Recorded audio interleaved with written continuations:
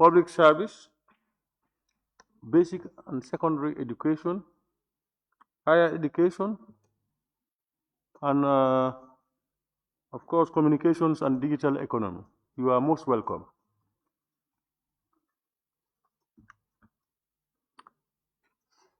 So, honorable members, we can proceed as usual. As I said, we will deal with it page by page, beginning with page 1. If you have any comments and observations on page 1, you please raise your tag.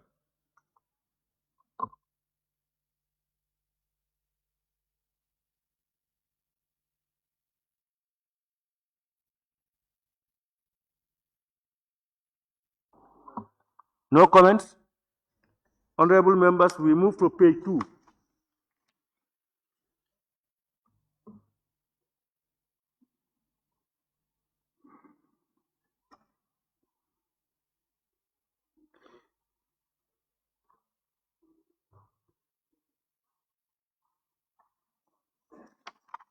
All right, honorable members, we now move to page 3.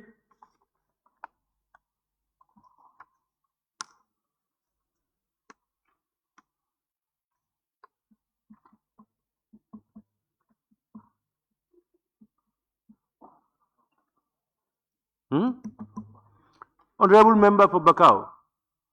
Thank you very much, Honorable Speaker. On the bill, where you have consideration stage of the Students Revolving Loan Scheme Bill 2024 by the Honorable Minister for Attorney General, instead, Honorable Minister for Higher Education.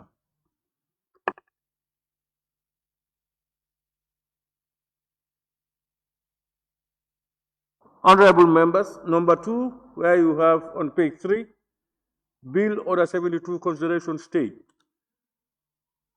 Consideration stage of the Students Revolving Loan Scheme Bill 2024 by not the Attorney General, but by the Honorable Minister for Higher Education, Research, Science and Technology. Thank you very much, Honorable Member.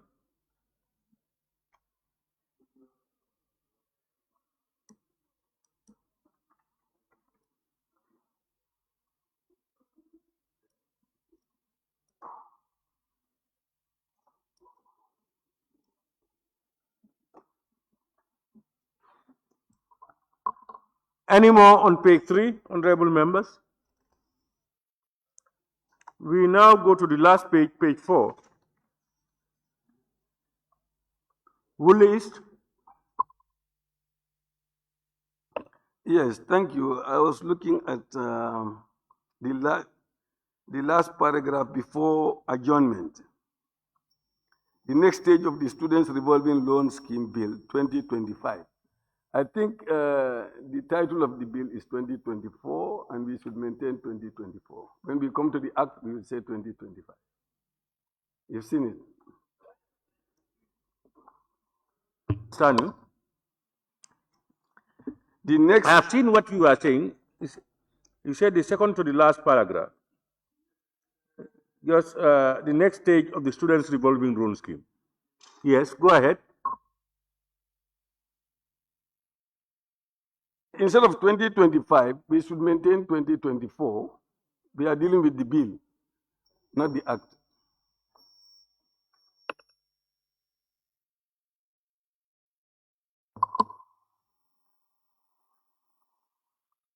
When does it become an act?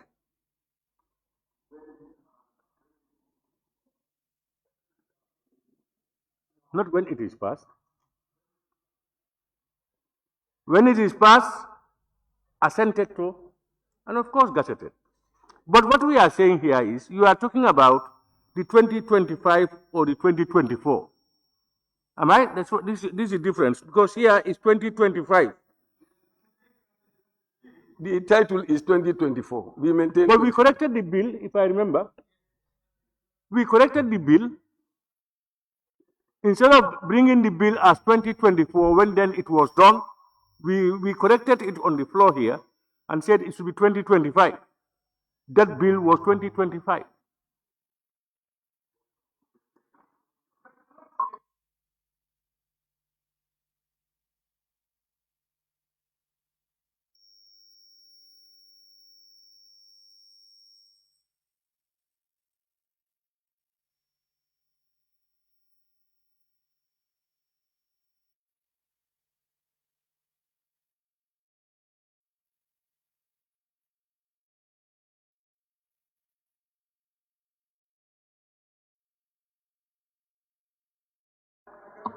I said, I think your suggestion is to maintain 2024 as it relates to the bill. I think that's your suggestion. Now, what about the other suggestion that that bill that you are talking about was amended to 2025?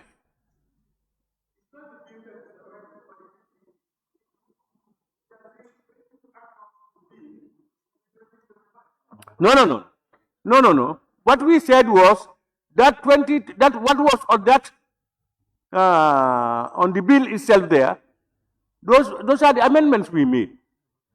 Other amendments were made. All amendments made were made on the bill. All the amendments were made on the bill. And then after we passed it and assented to, then it becomes the act. Because when it becomes the act, we cannot amend it. We amend the bill to suit us.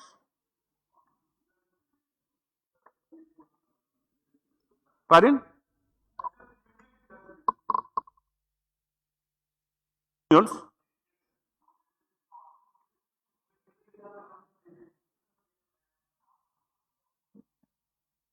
Anybody?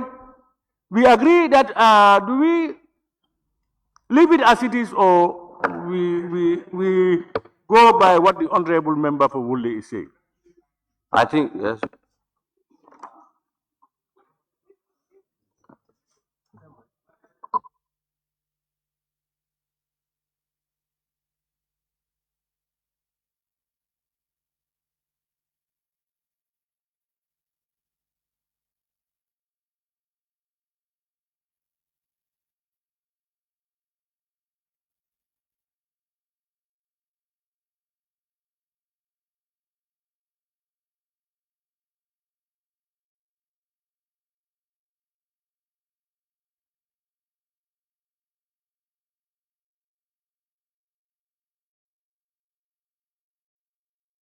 Member for Woolly is.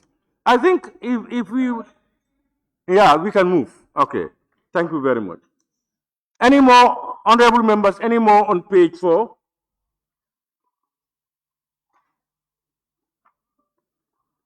Okay. Thank you.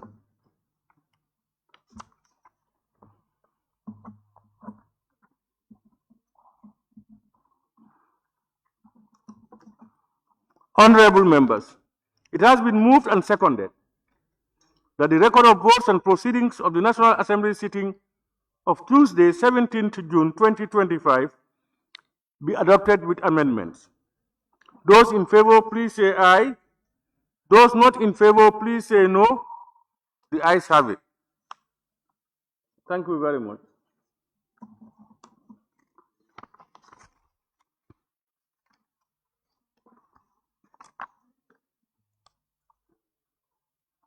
Clerk, may we proceed? Thank you. Record of votes and proceedings of the National Assembly sitting of Thursday, 19 June 2025.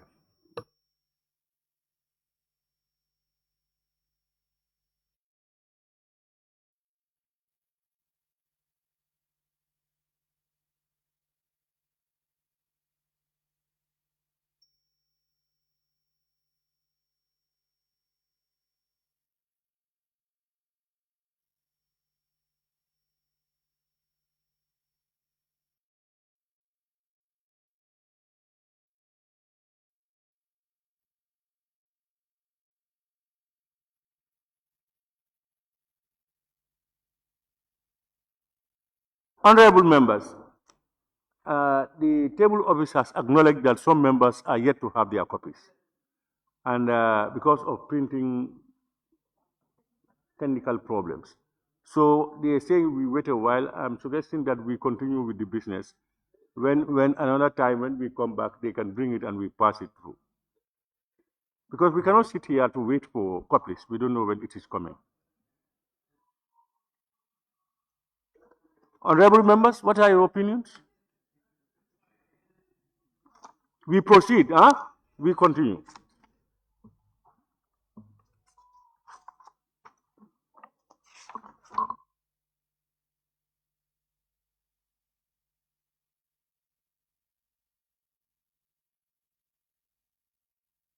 Honorable member for Nyanija. I think just you have to vary the other paper. I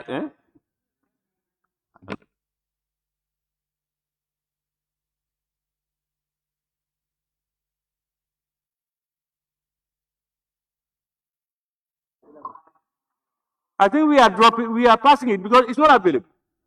We are not carrying the other paper.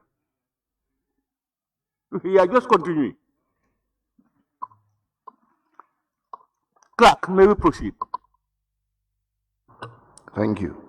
Motion. Consideration and debate on the State of the Nation Address 2025 by His Excellency the Vice President of the Republic.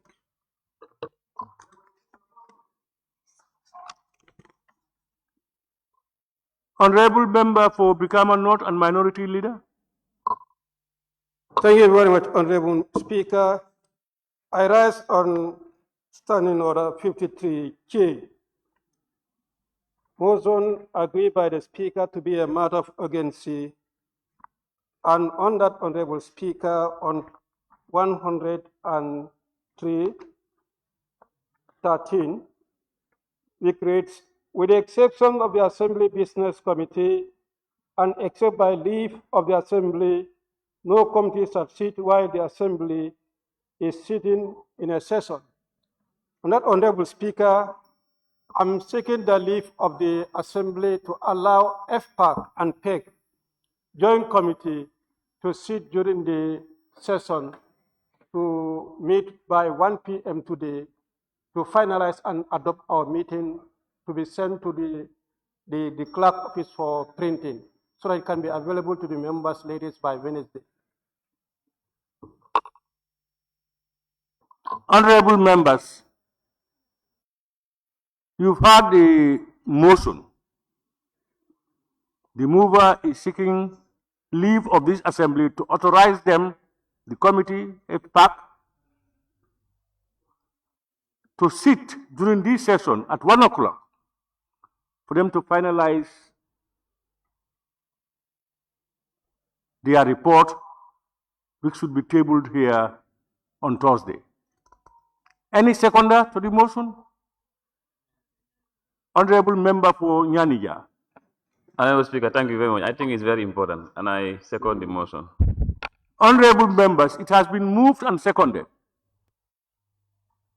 that this assembly authorize the FPAC committee to sit today.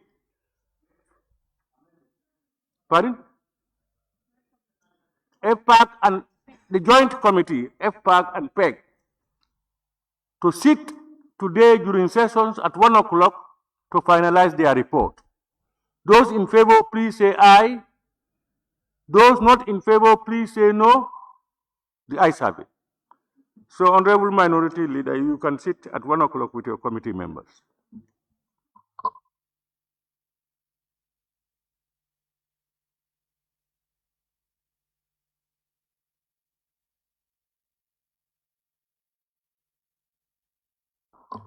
Honorable members, let me acknowledge the presence of His Excellency, the Vice President of the Republic. Your Excellency, you are most welcome. Honorable members, as we were about to commence the debate on the State of the Nation address, I would like to thank all honorable members of the Assembly for their support and collaboration in making the State of the Nation Address 2025 a great success. Honorable members, I equally want to remind the Assembly that the President has outlined in his address the government's policies, programs, and state of his administration for our consideration and scrutiny. Notwithstanding, he has entreated us to continue to work together in the best interest of the nation, peace and stability amidst the difficult security and socio-economic challenges we faced as a country. Therefore, I reiterate that we must nurture our young democracy for a peaceful and prosperous Gambia. And in doing so, I kindly urge honorable members to reflect and debate on the address with diligence. Honorable members, May I request that any honorable member who wishes to take part in the debate may raise his or her constituency tag to be recorded and will be given the floor. However, before giving any honorable member the floor, may we remind ourselves to respect the rules of the debate as enshrined under Clause 29(1) of the Standing Orders, which reads, every member shall restrict his or her observations to the subject matter under discussion. Furthermore, Clause 31 also reads, debate upon any motion or amendment to a motion or upon any bill, part of a bill or amendment to a bill shall be relevant thereto, except in the case of a motion for the adjournment of the Assembly. I therefore call on all honorable members to respect and observe the rules as indicated. I thank you very much. And now,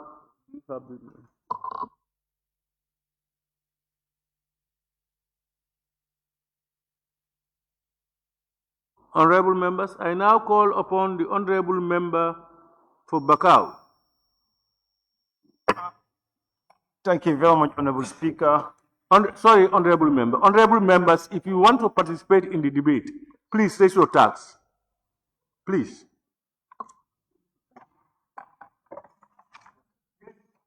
Member for Bakau, you can take the floor. Yes, thank you very much, Honorable Speaker, for giving me the floor. And Honorable Speaker, I have a very limited observation on the SoNA of the President. So my contribution will be very limited. And first, I thank you for giving me the floor. And I thank the President for addressing the nation on the matters affecting the citizens. I'll begin with diplomacy and international cooperations. Having gone through the President's speech, there is a column where he mentioned by saying, and I quote, Honorable Speaker, as chairman of OIC, I express grave concern over the recent escalation of Israel attacks on Iran, resulting in the killing of military and non-military officials. I call for restraint and a return to peace in the region. Dialogue is the ultimate solution to our global concern, and we must endeavor to pursue it.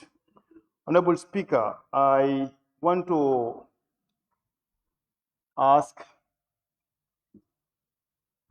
my question through you, which will be referred to the Honorable Vice President. As the Gambia holds the chairmanship of the OIC, and we have seen conflicts in the Islamic nation, I want to engage the Honorable Vice President as the sitting chairman and as a government. When it comes to diplomacy, what have you done in order to resolve such a problem taking place in these Islamic nations? Having said that, Honorable Speaker, in this speech as well, the President indicated that the Gambia's international presence has been magnified by the successful hosting of the 15th OIC Summit in 2024. Honorable Speaker, I want to engage the Honorable Vice President, as stated by the Head of State, that the 15th OIC Summit was a success.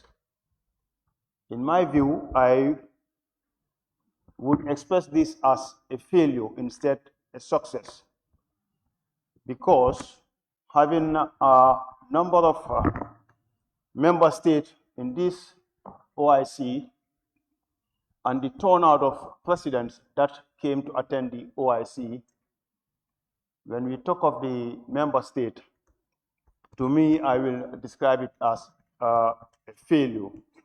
So I would engage the Honorable Vice President to tell this August Assembly where that success comes from,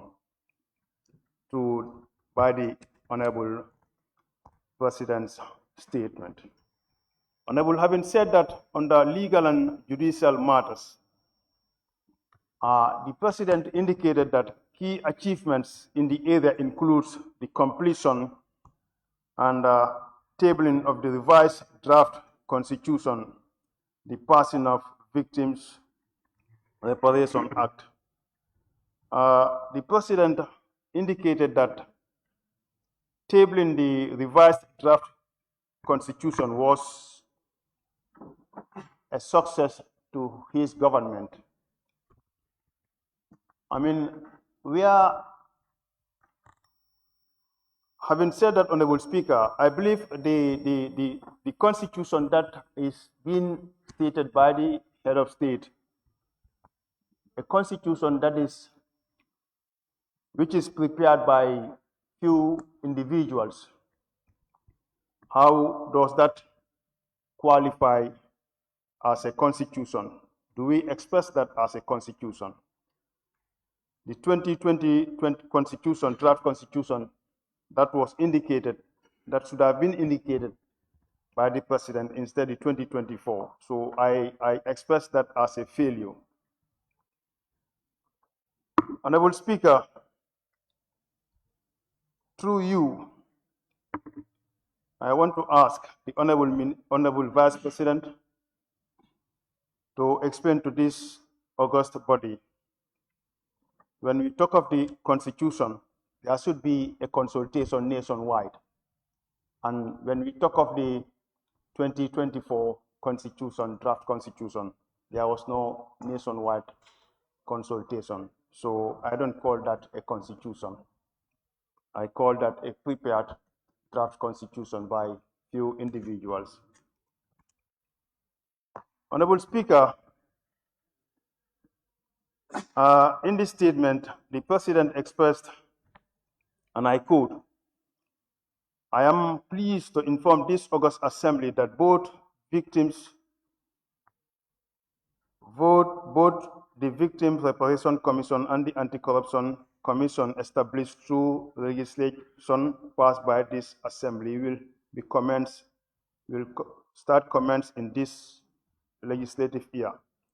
Well, this is very welcoming because this has been a call by so many governments. So I express my satisfaction with this statement. So I thank the Honorable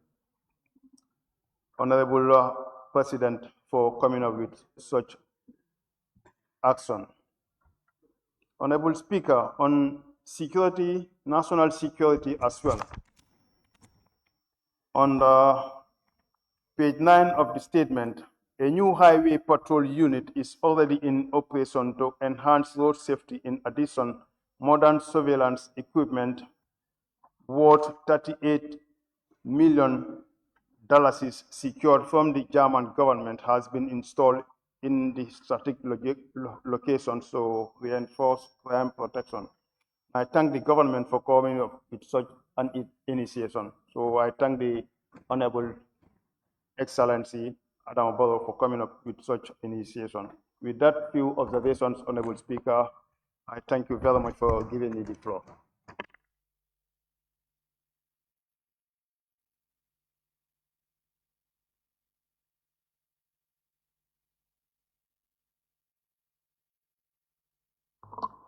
Thank you very much, Honorable Member for Bakau.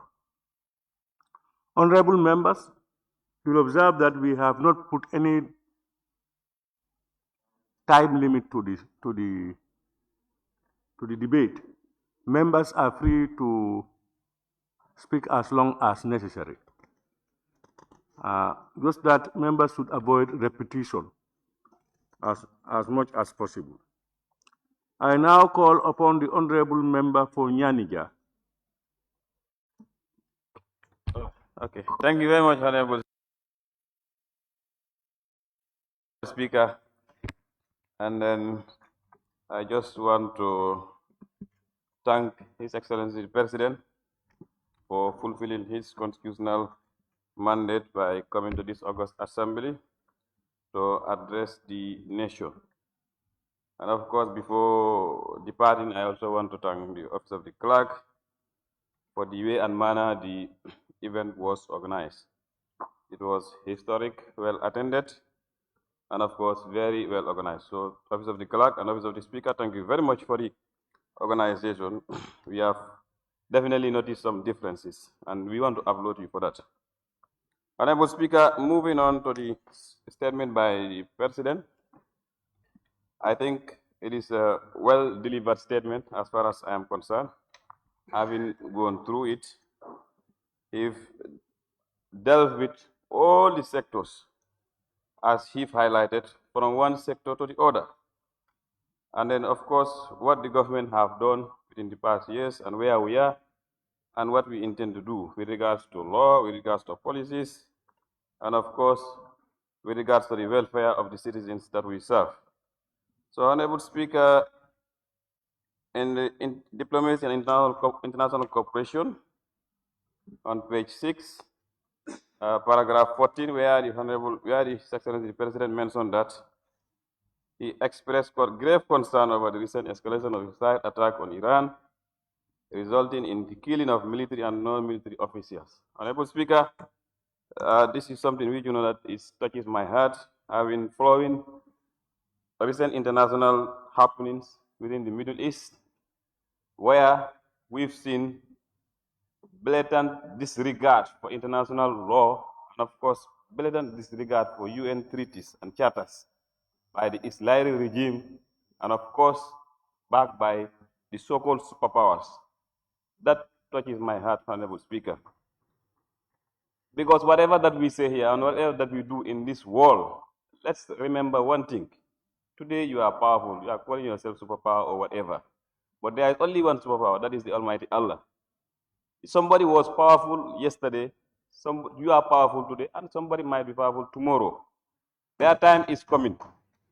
Let us speak the truth. As a Muslim, I feel sad seeing that our Muslim brothers have been tortured, have been killed based on, I have to call it fake or frame international tactics or politics. That touches my heart, Honorable Speaker. I have to speak the truth. And Honorable Speaker, we've seen how these regimes are maltreating our fellow brothers and sisters in Palestine. Can you imagine people, children gathering just to get food aids and military officers opening fire on them? It's something so disheartening, Honorable Speaker. And on top of that, as a sovereign nation, you get up, go and bomb another sovereign nation on the pretext that you are developing a nuclear weapon. And you, that country who get up and go and bomb that country, you have multiples of nuclear weapons. So where do we stand as a country, and where do we stand? And as far as I represent people, and I of course participate in international politics and diplomacy, this is something that I condemn, and I condemn all those powerhouses or powerful countries behind this act. It is wrong, and we have to call what is right, what is right. So, Honorable Speaker, moving on, I think as the President have expressed here, I think they will do more diplomacy on this thing. The only path and way forward is diplomacy, and we engage them. But unfortunately, those who are supposed to be engaged, now you are going back at their back, stabbing them again. You see, yesterday I was following all this development. Even the UN Security Council meeting, I was following it. I nearly shed tears. If you see how these people are making their statement, you are sitting here like honorable member sitting here, honorable member sitting there. You are telling me blatantly, I did this by force, and if you retaliate, I'm going to, there is something more greater coming to you. So it's something you know that I can just understand, Honorable Speaker. Honorable Speaker, so moving on to other areas that the President have highlighted, on legal and judicial matters, he mentioned about the revised draft constitution, which is due to be tabled before this assembly. Honorable Speaker, this parliament has a great opportunity for us to make history. And in that, this revised draft constitution that is coming, it is not a document for Amadou Kamara, Honorable Amadou Kamara, or document for the executive, but it's a document for the entire Gambia. It is true there was a draft that was rejected here. But how do you expect a bill to come from the parliament, again, it be reintroduced in the same manner and in the same format? How do you expect that? So we have to expect some changes and some amendments from whosoever it is coming from, and they reintroduce it here. If it is reintroduced here, everything, west, north, south, east, up and down, everything depends on this parliament. Each and every member have a say, and each and every member will have a say. Whether you decide this should be done this way, this should be done that way, that is our responsibility. So let us not take our responsibility and we want to leave it on outside. Let's take our responsibility when this draft constitution is presented here, and we do the needful, because everybody is looking at us, and definitely we have to do something. And I just heard that there were no consultants. As far as I am concerned, on behalf of the people of Nyanija, we were consulted. In fact, the NCCE just conducted a nationwide consultation. They called on all concerned Honorable National Assembly members, and they gathered the constituencies for you to go and talk to your people about how do you see the draft constitution. And of course, your people will say how they see it and otherwise. So I think it is something which that we have to applaud, we have to see the positive out of it, and of course, see the interest of the country. Let's give it a chance. And if you think that the executive have done wrong in one clause or in one section or the other, we come here, we have our committees, we have our structures, we have the office of the clerk, and we can also have all the expertise that we need to make sure we put what we want there and we take it for referendum. And I think that is the utmost duty that all of us have as National Assembly members. And once we don't do that, we are failing the people once again. Honorable Speaker, and moving on to other sectors, I wouldn't take much of the time of the Assembly. I know I have all the time, but I wouldn't do that. Honorable Speaker, moving on to other sectors, on page 16, where the President mentioned that we have made a significant progress in expanding electricity access nationwide. This is something which that I am a living witness. If you go to around Nyanija, since Gambia become independent, we have never even seen an electric pole. But now if you go, all the villages, I don't say 100%, but majority of the villages, you see electric poles standing. And you see wires running throughout. That is what we call government that serves the people. We have been there and we are here, and today we are seeing the difference. So definitely I want to thank the government of the day for this. I know there are still gaps even within my own constituency. If I don't say that, I wouldn't be fair, because even my own community is yet to benefit. But this is a process. We can't all benefit at once. I accept the fact that this is a process, and these are in stages, these are in different programs, these are in different projects. And inshallah, I know with the plans, and of course, with the heart the president has, all of us will have. Every community in the country will have. Because now we are at 90%. Soon, by maybe next year or so, we can be at 100%. And now we have seen the stability of electricity. Honestly, I know sometimes there are challenges, because these are machines, they must have some technical issues here and there. But honestly, Honorable Speaker, honestly, the rate at which we are seeing electricity stability in this country have increased. We have to acknowledge that. We are all living within the urban areas. Now, very rare you see electricity goes more than 1 minute. I'm referring to the area where I live and also areas where others live that I know. Rarely you see electricity goes more than 5 minutes or even 1 minute without it coming back. That's the truth. That's what I'm seeing. My colleagues are here whom I live with, and they know. So certainly we have to applaud the government for that.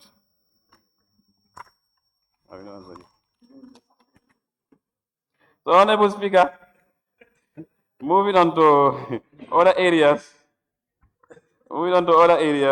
Of course, my dear favorite, that is health and healthcare. Honorable Speaker, the health committee is just from toe, and I wouldn't preempt what we found. The successes, the achievements, of course, the tremendous infrastructural development that we've registered in the health and healthcare sector. Just look at AFSTH. You go around to the food and drug lab in Busubi. You go to Farato, and I want to urge all honorable members to go and please visit Farato. Please make time and go and visit what is going on in Farato. You wouldn't appreciate what is going on there unless and until you go and see for yourself. I can tell you whatever that you want, and my report is coming, you will see all the facts. But I beg on you to go and see for yourself. Once you go there, honestly, even if you are number one opposition to President Barrow, tomorrow you will support him. That is the truth, Honorable Speaker. Go and see what is happening there.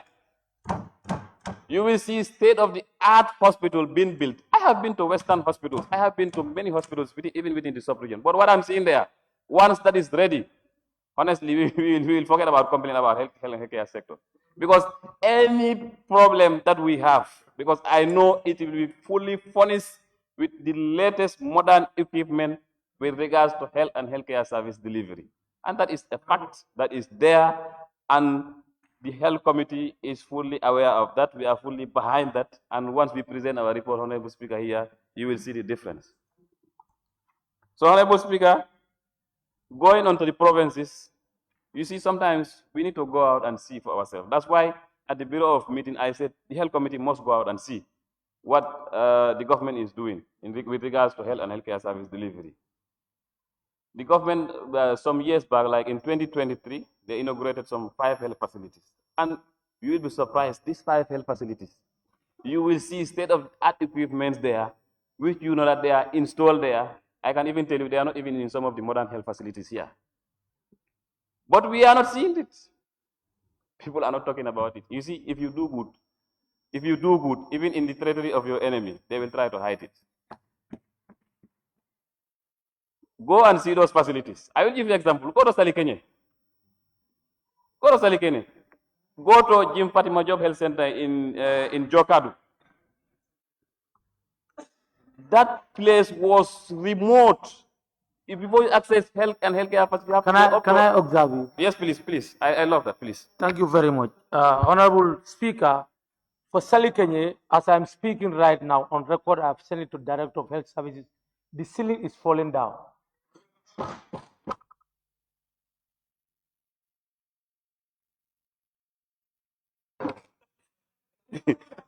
Thank you very much, Honorable Speaker. And I appreciate your concern. This shows that you are a concerned honorable member, and you are concerned about what government is bringing to your people. This is construction, and this is contracted to people whom you know that they are Gambians and they delivered. If the construction is ready and it's been used, we are seeing some defects, we have to report those defects. And it is the responsibility of the ministry and the government to make sure those defects are rectified. Those issues will also reflect in our reports, honorable member, I have to tell you. And we also want to thank you because we have been informed your efforts at the level of that facility, I have to say specifically. He's been very concerned about the happenings there. He sometimes support at his own level. So, honorable member, thank you. But I want to tell you, those concerns you are raising, you are also responsible at your own level because you have your constituency development fund. You can also put it there. And Honorable, don't preempt your report. Thanks. Thank you, Honorable Speaker. I'm just trying to help my brother. And you have your constituency development funds, you have your philanthropists whom you can contact and make sure that it is fixed. But I can tell you, the Ministry of Health is well aware, and they will do the needful accordingly. So, Honorable Speaker, moving on, if I am talking about health, I can talk until I'm done here tomorrow. Moving on, Honorable Speaker, I'm just going on to the concluding remarks. But before that, Honorable Speaker, when you come to trade, I receive numerous calls and concerns about the issue of cement. Of course, the Honorable, His Excellency the President mentioned that. But I found it very disturbing, very, very disturbing, that us Gambians, we are wicked to one another. I go to Jara Oil, just an example, sorry for giving an example. I buy a bag of cement at $415 at retail. But if you go to the shops inside the country, they will tell you a bag of cement 500. Where is the logic? Who is responsible for that? Who is responsible for that? Honorable Speaker, sometimes people will tell you we have to do price control and so on. I know we are operating in a free economic framework that you cannot push price control, but Honorable Speaker, something has to be done. You cannot just go and buy something and you want to sell it at a percentage, whereas the ordinary people will suffer. Because we need cement. Everybody needs cement. At any amount that you put it, as far as people have money, they will go and buy it. But let us be reasonable. How can you buy a bag of 450, you want to sell it at 500? That is too much. Despite the cost of transport and whatever, even from here to Nyanija, you cannot transport a bag of cement at $85. It's not true. You cannot do that. Even if you buy a bag of cement here, if you want to transport it to Nyanija, it will not cost you $85 per bag. It's not possible. So let us be reasonable. Let us look entirely among ourselves as Gambians. And I want to implore on the Minister of Trade to please talk to these cement dealers, even the local ones, the informal ones. Let us stop this attitude. We are serving the Gambian, and we should serve the Gambian at the best interest that is possible. So, Honorable Speaker, on the concluding remark, I just want to note that I am definitely very happy with the statement. It is well delivered, and as I said initially, it captures all areas. We can talk on different areas, from the economy to the road infrastructure and so on. But I just want to say that thank you, government of the Gambia. We, the people of Nyanija, are proud of this government, and we will continue to be proud of this government because we've seen firsthand what they are doing and what they have done for us. Be it road, be it electricity, be it water, be it healthcare, be it in the different aspects. So, Honorable Speaker, thank you very much. This is my contribution, and I take my seat. Thank you. Thank you very much, Honorable Member for Nyanija. I now invite the Honorable Member for Sami.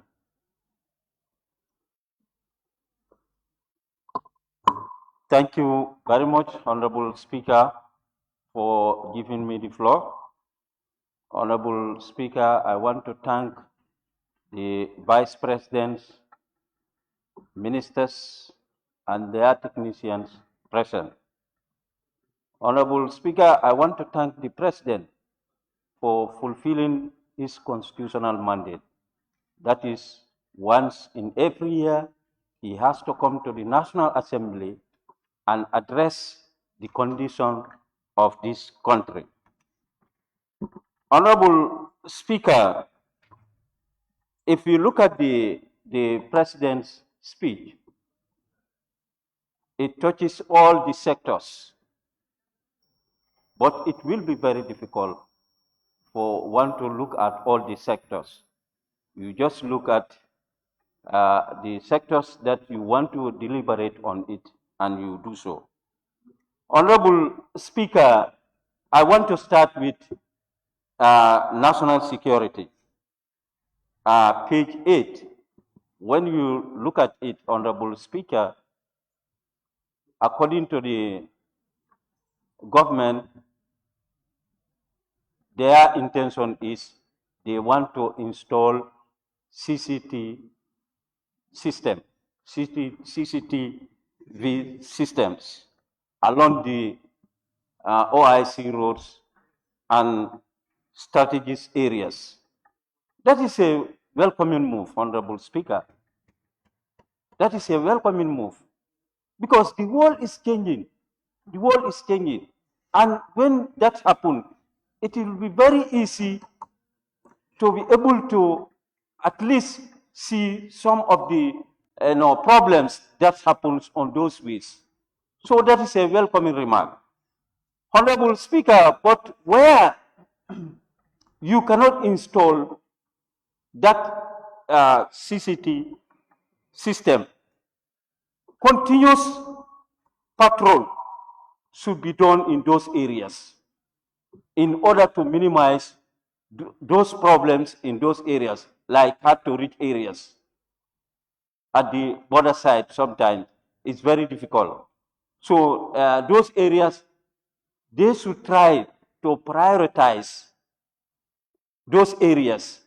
At least those securities that are there, they should give them mobility so that they can go around to see what is happening in those areas. Honorable Speaker, when you look at the report, it also look at ID card and passports. It also talks about that. And these are constraints, Honorable Speaker, to the Gambian people. These days, you want a passport or you want an ID card. Before you have it, it takes months. I think they should try to look at the issue of ID card and passport, because it disturbs so many Gambians if they want to access it. Honorable Speaker, let me go straight to energy, electricity. Yes, it is mentioned that by the end of 2025, at least 90% of Gambians will have electricity. That's good, yes. But, Honorable Speaker, still now there are gaps. We have to say those gaps. We have to see those gaps. Honorable Speaker, and when you look at this speech, it is cross-cutting. You look at what is happening in the Gambia, you look at the region, you look at your consequences. So, you cannot try to limit the speech at one side. Honorable Speaker, yes, good number of the villages in my constituency have electricity, but there are still areas that did not have, and they are always calling. But if we say 90% will have electricity 2025, which month are we? Which month are we now? We are in the 6th month. So, and those people, they did not see even a pole. So, they did not see even a pole. No, please, wait for your time. When your times come, whatever you want to say. If you go to places like Sotokoi, those people are still sitting down.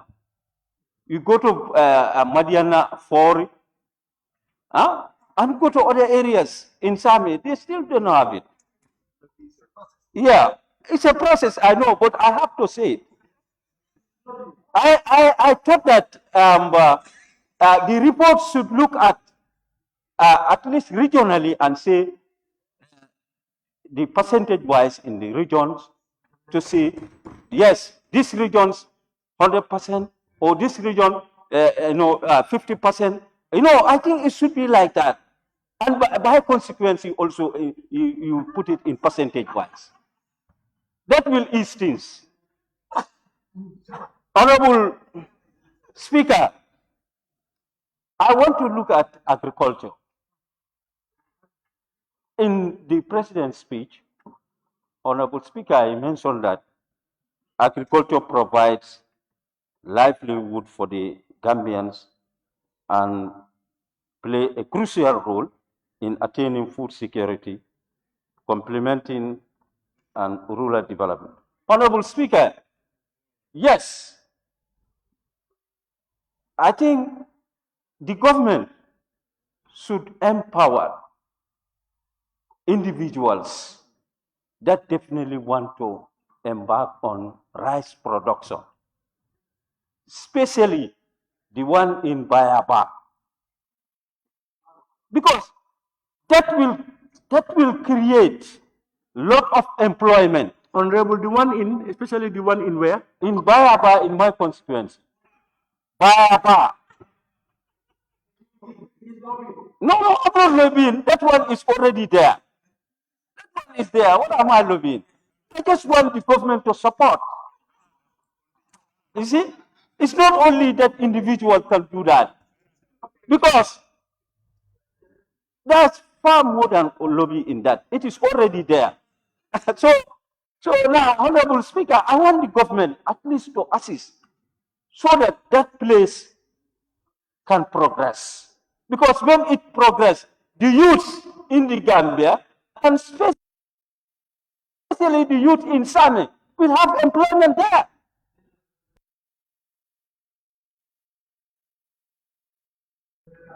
And the rice will go down when there is bumper harvest, Honorable Speaker.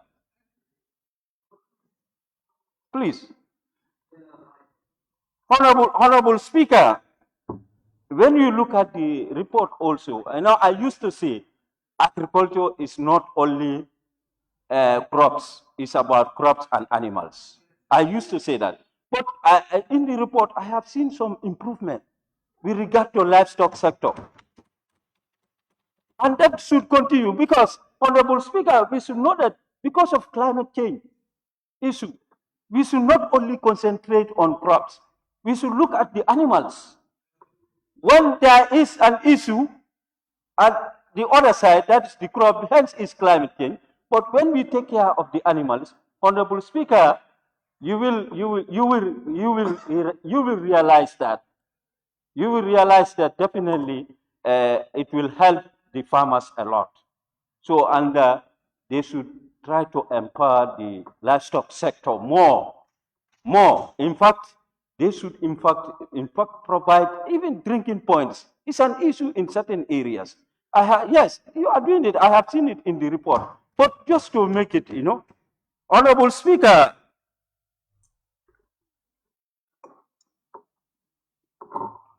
yes, in the report also they talk about the fertilizer, that they have reduced the fertilizer last year.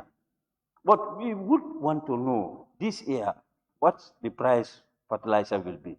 Are you going to maintain the same price or you will reduce it? Because so we also want to know that. Honorable Speaker, when you look at the report, fisheries, then it used to be fishery and water resources. But if you look at the report, it seems their report was only centered on fisheries. They don't talk about water. I don't know. Because if you look at the last SoNA, they told us that they will provide certain boreholes to certain communities. We want to know those reports and what you intend to do for 2025, because water is an issue for certain communities. Clean drinking water is an issue for certain communities. But anyway, I don't see it in the report, even if it is there. I don't see it. So we would like to know that one also. Honorable Speaker, and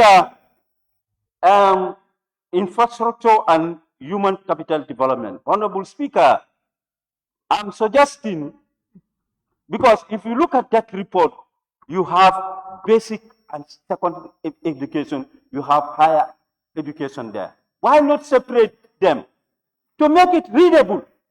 The moment you open it, you know that yes, basic and secondary education, higher education. But if you put everything, reading becomes very difficult.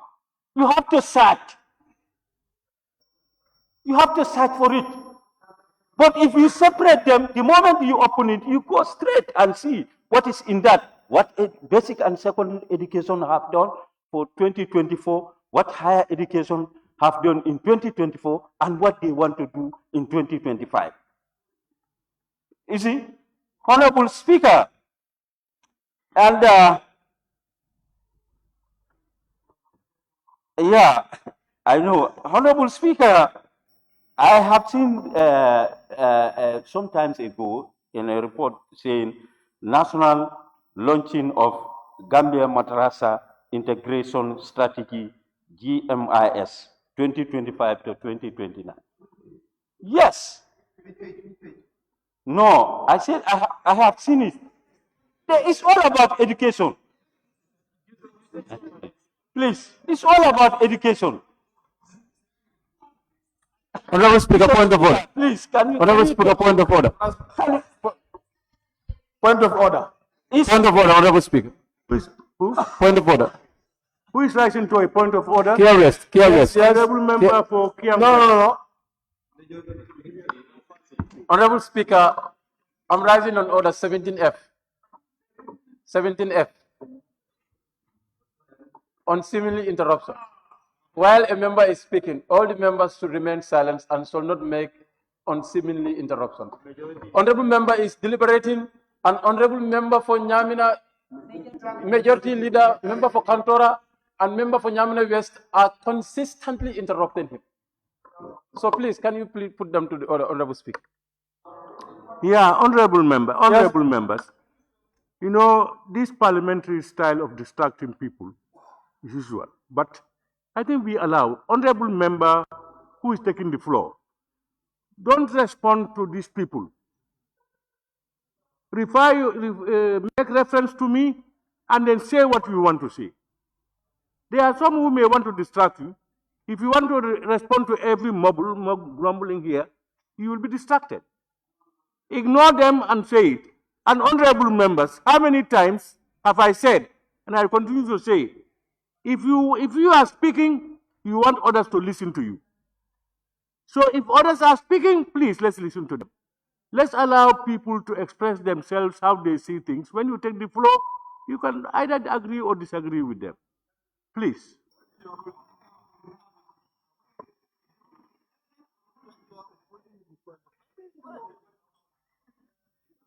You know, you said your ceiling is falling down. You know, you said that. Me, my ceiling is all right. I have ruled.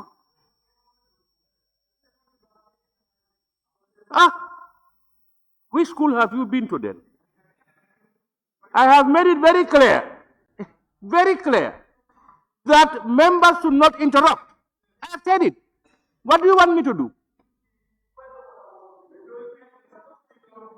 No, it comes from all angles. It comes from everybody, even yourself. It comes from you. So what I'm saying is, members should not, please, distract others who are speaking. Very clear. And some of you who are doing this, who are saying this, are the very people who do it to others. Who is saying you don't agree? Pardon? Honorable member for Woolly is take the floor. Point of order, sir. Now, my observation is that it's the majority leader interrupting, and the point of order is about the majority leader. Address him. That's what I'm saying. Point of order. You don't agree.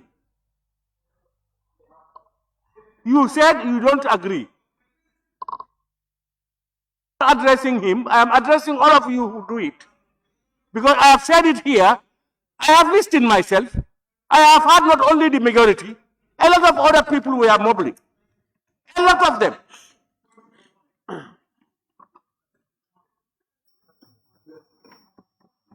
And some of you, when you take the floor, and people, I will encourage people to distract. Order. Yes, can we hear your point of order? Yes, I am rising on order 30, debate on any motions, scope of debate, that a motion upon the what shall be relevant here to except in the case of a motion of adjournment debate. So basically the debate today is on the SoNA. So the member of Sami cannot really open up an open-ended discussion, bringing issue of madrasa. What is before you is basic and secondary education and higher education. So you cannot bring in alien issues here. No, it's not there. It's not there. So we do that. Thank you.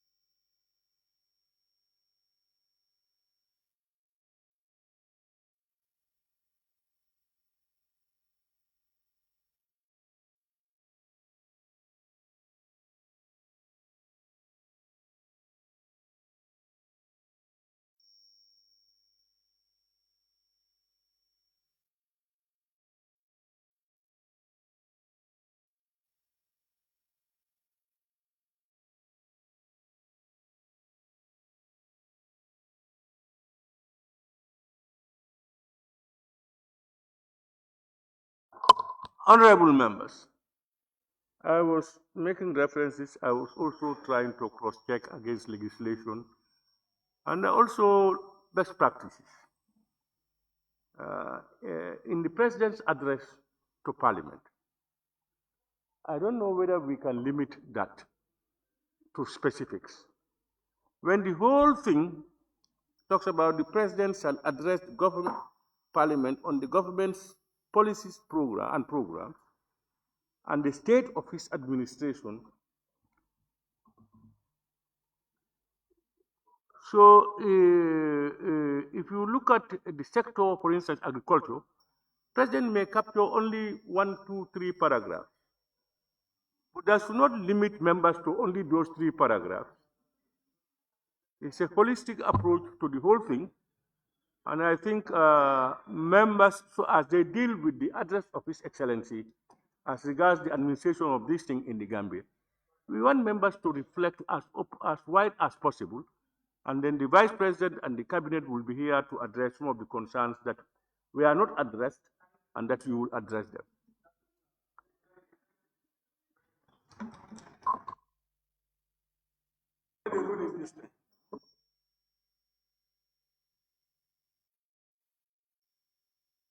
Wuli East, may I hear you? Wuli East.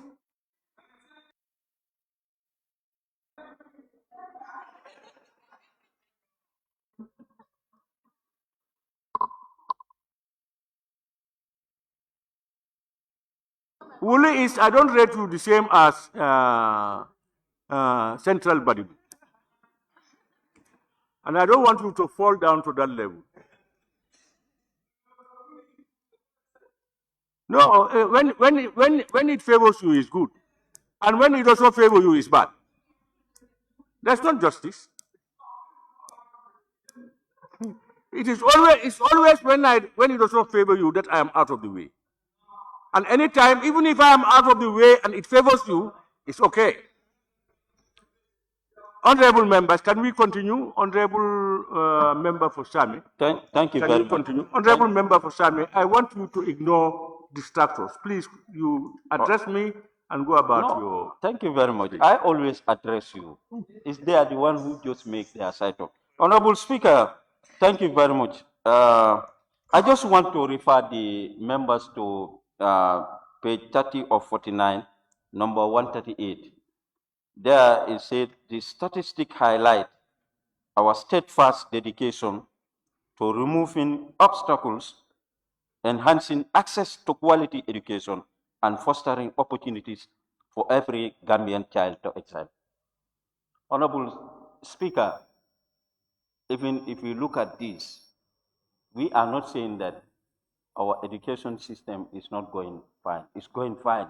But there are still gaps.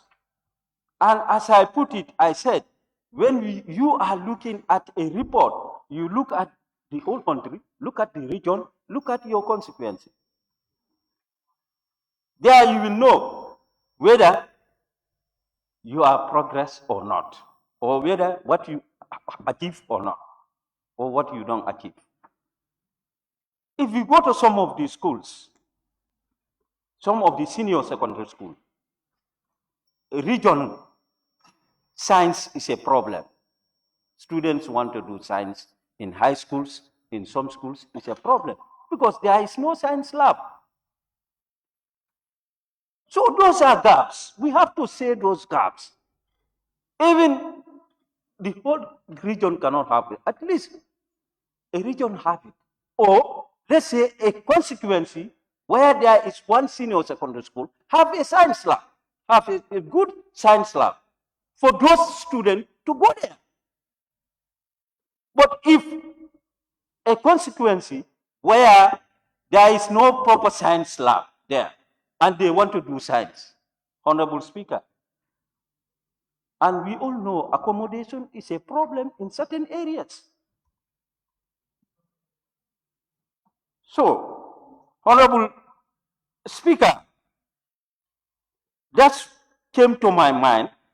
I said, I saw there was a time the national launching of Gambia Madrasa integration strategy 2025-2030. I saw it. That's welcoming. That means they want to include madrasas in all some of their activities. That is good, Honorable Speaker. Honorable Speaker, but there is also another form of education, that is this majlis. The government should look at that also, how to support those majlis. You go to some of the majlis, they have about 300, 400 students, and they are not paying even a budut. Those majalis, they are not paying a budut. So government should start thinking of what form of assistance should be given to those majalis with their students. Honorable Speaker, in the report, higher education stated that yes, the Tibet in Wasu is ongoing. But we want to know what at the progressive level of that. If you say it's ongoing, anyway, we want to know at what stage it is. Honorable Speaker, let me go straight to health. Health is still, there is an issue in health. There is still an issue in health. They are doing wonders. But that one also we must say, because we all visited health centers at our areas, we see what they have and what they don't have. Honorable Speaker, if you look at the health, we are told that they are going to provide 32 ambulances. Is welcoming. 7 trucks, 61 motorcycles for emergency response. That's welcoming, because those motorcycles, especially during the rainy season, Honorable Speaker, there are villages, if they want to go to a nearby health post or a nearby hospital, they find it very difficult to go. But if they have these motorcycles, it will help them to have access to those health facilities. Honorable Speaker, but those ambulances, still now there are ambulances in our communities. Those communities are the one in charge of those ambulances in terms of maintenance, fuel, salary for the drivers. I hope these ones, they will be free from that. These ones that you are providing for the communities, I think they will be free from that. You will take everything, inclusive salary for the driver, fuel, maintenance, is all going to be taken by government. Honorable Speaker, please wait for your time. If you wait for your time, whatever you want to say, you can say it. Honorable Speaker, in the report, there is a big challenge that they mention. That is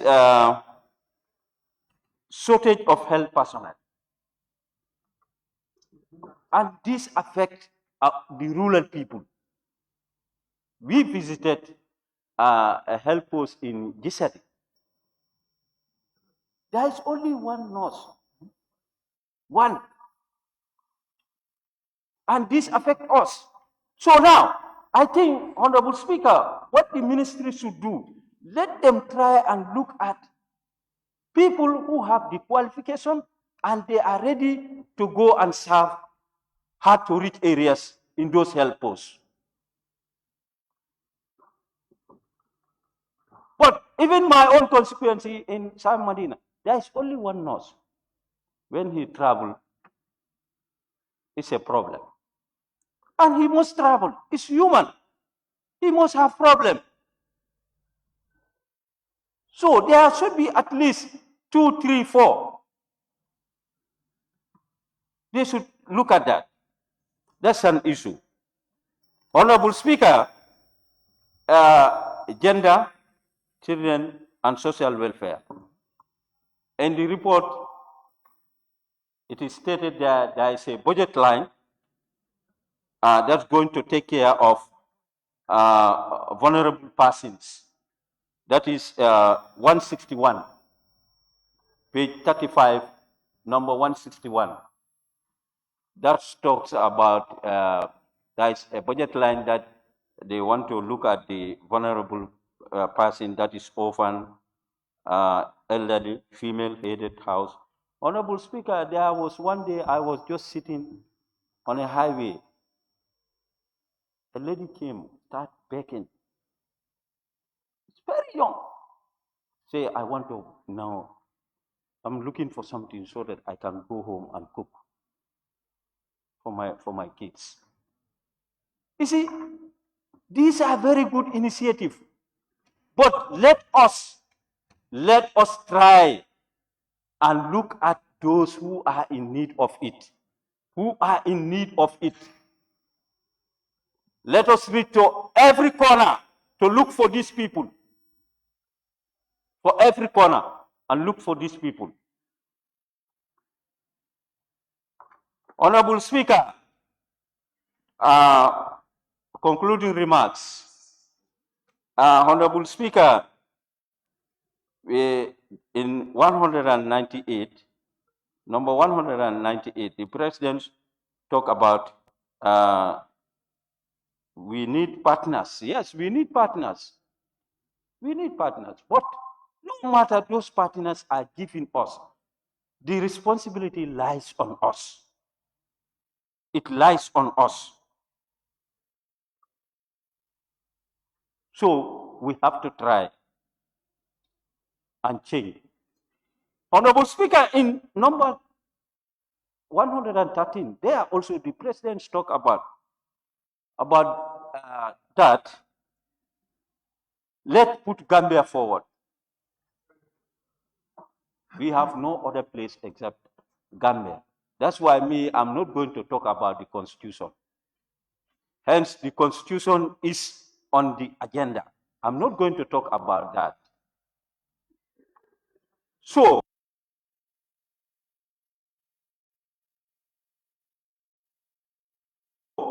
that means what the President said, let's put Gambia forward.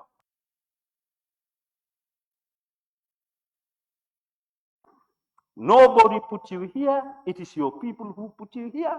And it is your people who can remove you here.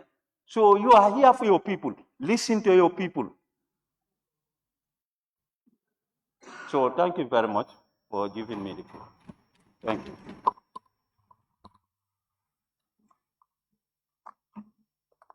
Thank you very much, Honorable Member for Sami. I now invite the Honorable Member for Banjul Central.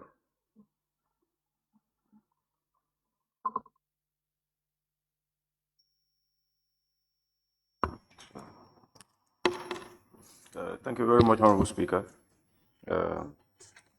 Also like to thank the Honorable Ministers here present today to listen to our State of the Nation analysis following the President's recent speech. I won't be able to speak at length. I'm not feeling very well, but it's prudent that part of our work is to scrutinize and perform oversight over the executive. So it's very important that we also shed light on certain areas that we feel that we might have some input with regards to the President's speech. Honorable, yes. You can talk. Oh, yes, Nice. yes. For the answer. Yes, sorry. We are not getting you clear. Yes. So definitely, the speech was quite apt. I was well drafted and was articulately presented by the President, that we have to admit, and that it also showcased very large amount of improvements in multi-sectors, basically. That also we have to highlight. However, yes, that we have to highlight. However, our role is to scrutinize. We have to pick out things that we feel that are lacking, or also identify some of the gaps that are embedded within. So I will just start with digitalization, Honorable Speaker. The reason being that Gambia is a tax-reliant country, and our driving force, the driving force of the economy, is based on taxes, and the taxes are paid by the general populace That's where the president is paid, the ministers are paid, us parliamentarians are paid, and all other people that are working in the formal sectors are paid, basically. So we also know that there are a lot of gaps when it comes to government really being able to tap funds. Though there has been a massive domestic resource mobilization process, and we are able to see increments every year when it comes to dividends levied from the populace. However, 60% of the 60% of the Gambia Gambians are also engaged in the informal sectors, and this is quite a very huge number, meaning that there are still more gaps for government to really tap funding to increase our economic viability. So I expected the president to delve much into digitalization, because during his speech, he himself mentioned that when it comes to digital advancement, the government have been doing their level best when it comes to the e-commerce sector, to be able to at least see how to close certain gaps to yield dividend for government. But this amount is a very, very huge gap that I feel that really government should take more strides in the digitalization process, basically. Honorable Speaker, when it comes to the issue of Gaza, the issue of, the issue of Iran, basically, and what's happening in the Middle East, the president used two key words that I noticed in the speech. He used the word restraint and concern. And I think as a responsible leadership, the right word should have been that he condemned these atrocities outright for everyone to hear. That should have been the right approach. But using the word restraint and concern, it's like you are just stuck in between, trying to at least use the diplomatic term. But I think every leader globally should denounce this outright. I think that was something that his drafters should have helped him in that process, denouncing these atrocities outright. Honorable Speaker, when it comes to energy, yes, we are seeing the headway that government is doing when it comes to giving itself a threshold of being 90% electrification, that is access to electricity when it comes to the Gambia. But whilst we were in the chambers, I think lights have just been jumping up and down. I think that is an indication that if we are getting value for money, that is, we are aiming for rapid development. Whilst it's good to aim for rapid development, but whilst we are on that verge as well, it's very important that we embed reliability and also perfect service delivery, and also value for money for the citizenry. It's very important, because having access to electricity and not really having value for money, really, it doesn't align with, I think, our economic aspirations. So I think in as much as we are making a shift in the rapidity when it comes to electrifying the entire nation, pecking it at, I think 90% by 2025. We are already in June. So hopefully, I hope that this threshold can be met. But I think we also have to make sure that the service delivery and also the value for money for the communities are also factored. Honorable Speaker, when it comes to accountability, I can see that within the speech, the President did just touch on it briefly, but I think there's been a lot of ongoing pending cases, both civil cases, and also other areas in government that are still lingering in the courts, or we do not know even what's the current status quo of those cases, basically. And we've seen government officials, being found wanting, and some incarcerated and then let go again and stuff like that. So that begs the question, are we really serious about the accountability aspect of governance, basically? So I think this was an issue that the President should have highlighted and given a no compromise approach towards that, in making sure at least give us no, he didn't. Yeah, it was well articulated, but I think he should have been more expressive when it comes to the accountability aspect of things. Majority leader is looking at me. I know he's eager to he's eager to answer. That's why I'm looking at Honorable Safa, basically. Yes, we are in line.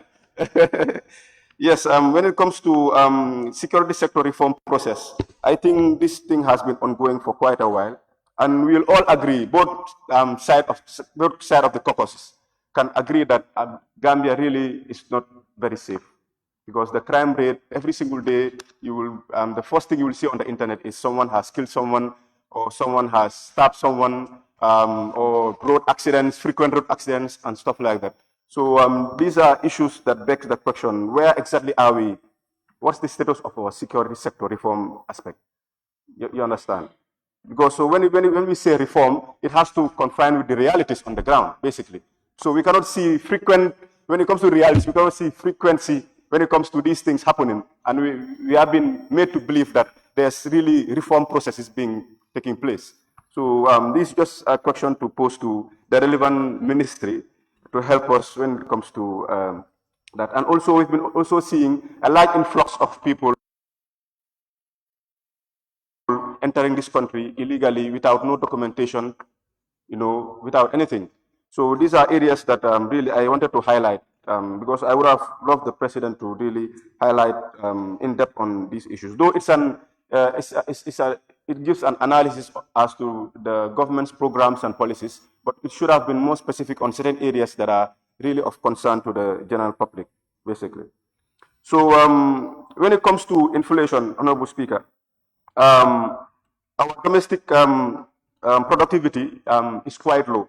Also, Gambia currently is not manufacturing in any way. So when it comes to our export rate, it's still quite low. And I have seen that if you look at, if you look at page 13, please, honorable members, if we look at page 13, if you look at page 13, point 56, I quote, honorable members, while economic growth has remained steady, inflation and the rising cost of living continue to impact household incomes.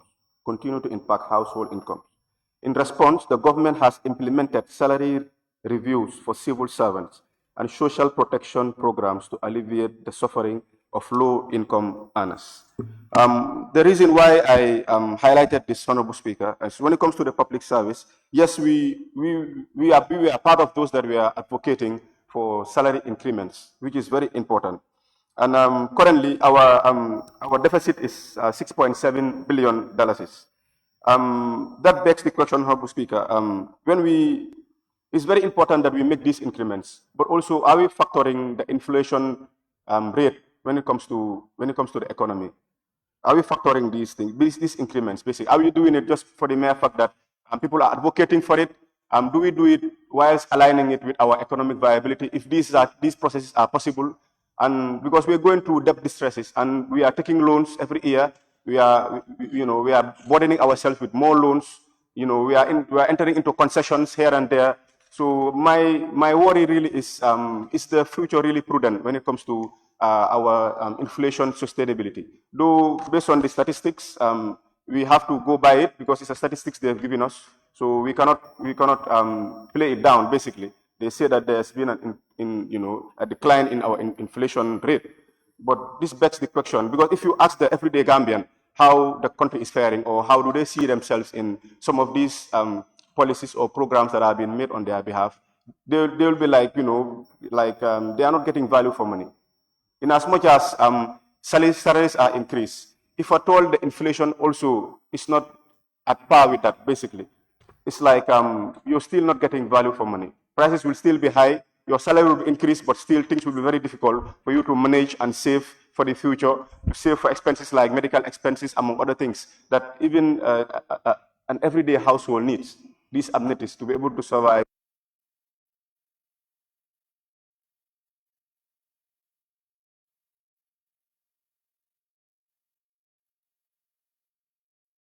Day by day. So these are things that, these are areas that we should be looking at when we make policies and stuff like that. So just to conclude, Honorable Speaker, the President made a very important unison speech, basically. In unity lies our strength, which I really believe in. And he made a very good gesture by going to both the majority and the minority caucuses. I think this is something that we really need to paper, or are we really ready to relieve this when it comes to our everyday realities, both here in the Assembly and our everyday endeavors, at the level of the executive, at the level of the Assembly, and also any other actor in this country? Because the things that we say on paper and the happenings and the realities on the ground are always different. So we always find it very difficult to see eye to eye in certain things, especially on areas that we feel that are at the betterment of the general populace that we all serve. So I think this is a reminder for all of us to really reincarnate ourselves, to reinvent ourselves, to know that we are all brothers and sisters, and that we are in these chambers because we are elected by people who do not have voices, and they sent us here to be their one voice that can speak on their behalf. So I think when we speak both caucuses and also the executive, I think our words should be taken with seriousness, and that the things that we say here, most of the time might seem like opposition sort of, thing, but it's not. We're rendering advice to government. Most of the things that we say here, we are rendering advice to government. The questions that we ask here, we are pushing ministers to be able to look into their documents, to be able to dig down into their files, to give us answers, so that those answers can also be filtered down to the people that we represent back at home. So on that note, Honorable Speaker, I beg to you. Thank you. Thank you very much, Honorable Member for Banjul Central. I now invite the Honorable Member for Nyamina West. Thank you very much, Speaker, and thanking His Excellency the President on fulfilling one of his mandates to present this statement here during the SoNA. Speaker, there is no doubt that this SoNA report on the development and policies of the government today has commensurate to what is folding on the ground, or what the government of the day is giving us. Just to state a few of the developments that are already on the ground, I mentioned few, but I cannot exhaust them all here. On page 14, paragraph 60, looking on the OIC road, where you have the 50-kilometer urban road, the Jara West road, and the Nyamina road. These are manifestations, and definitely I can see happiness, I can see smart faces enjoying these developments. Also, where it stated, continue on that paragraph, where you have the 365 kilometer of roads nationwide will be completed by the end of the year. 365. Some of these length of roads has to be taken by a government for the whole term, or for the whole sitting government, before they can complete 360. While this sitting government give you a lot of roads in kilometers, far away more than some other regimes, compared to other regimes. Coming to Nyamina West, like you stated, unfortunately, we are not yet enjoying the fruits of these kilometers of roads. But yet still, Jara West is in the Gambia, likewise Hakala. So we are developing the Gambia. We are not just meant there to develop only a constituency, that is Nyamina West. And like tradition demands, you give your jest first, then you take last. Nyamina will take last. It's ours. Okay, and those who laugh last laugh the best. I'm so whenever Nyamina has our turn, we will laugh last and we will laugh the best. And that will become the iconic road, even more than the OIC main road. Come to see. Come that day. Okay. In the developments 61, where you have the concession contract with the Albrak company, with the government of the Gambia on the ports. We're seeing over the last months what the ports is delivering on transportation. That will help Central Badibu so much. He can attest to it, and the Nyomi MP. They are now enjoying the route without delay. As fast, some of them will spend the night in Nyomi and Badibu, and they'll be in the parliament on time. So those are great achievements. They are great developments. And yet still, the government is opening for private competition on the ports. If you want, you are a good citizen, you have the money, you can also come. You can see one being built here. So those are great achievements under this government. That's translate to the speech.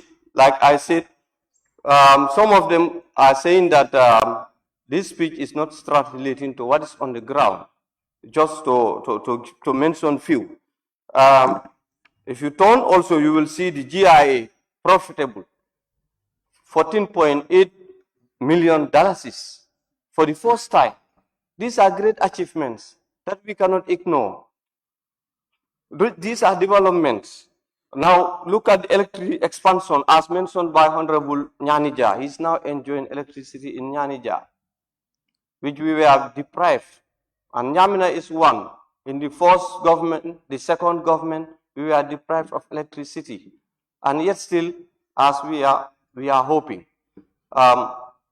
Mr. Speaker, we are hoping, yet still. So I just want to put this forward so that those responsible can still know that, yes, we have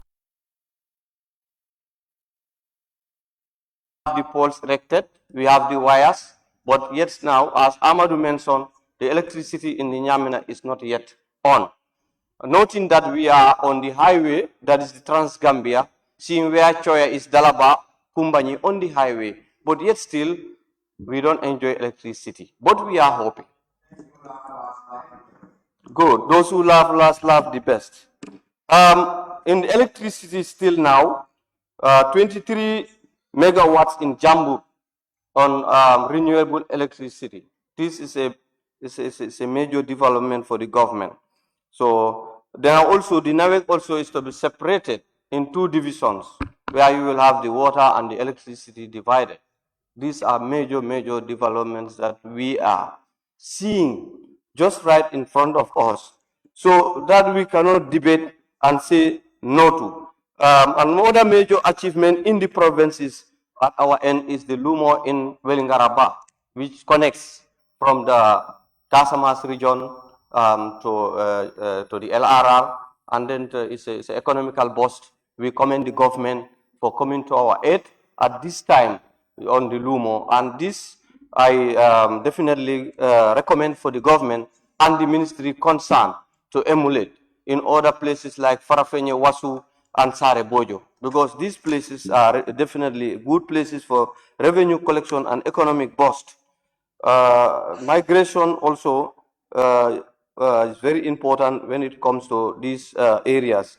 So I will also commend the government in the area of agriculture, where they are providing fertilizer on time and on affordable prices. By looking at nature, the price of a bag of fertilizer should be at 2,500. But to the aid of this government and the ministry, they are selling a bag of fertilizer at 1,100. That is a big help.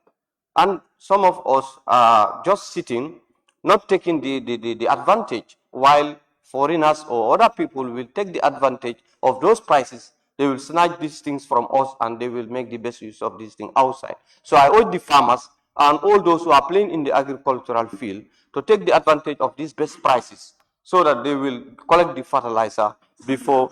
The same sector also is providing certified seeds to farmers for free. So these are places that we have to commend the government for. Also matching grants to youths.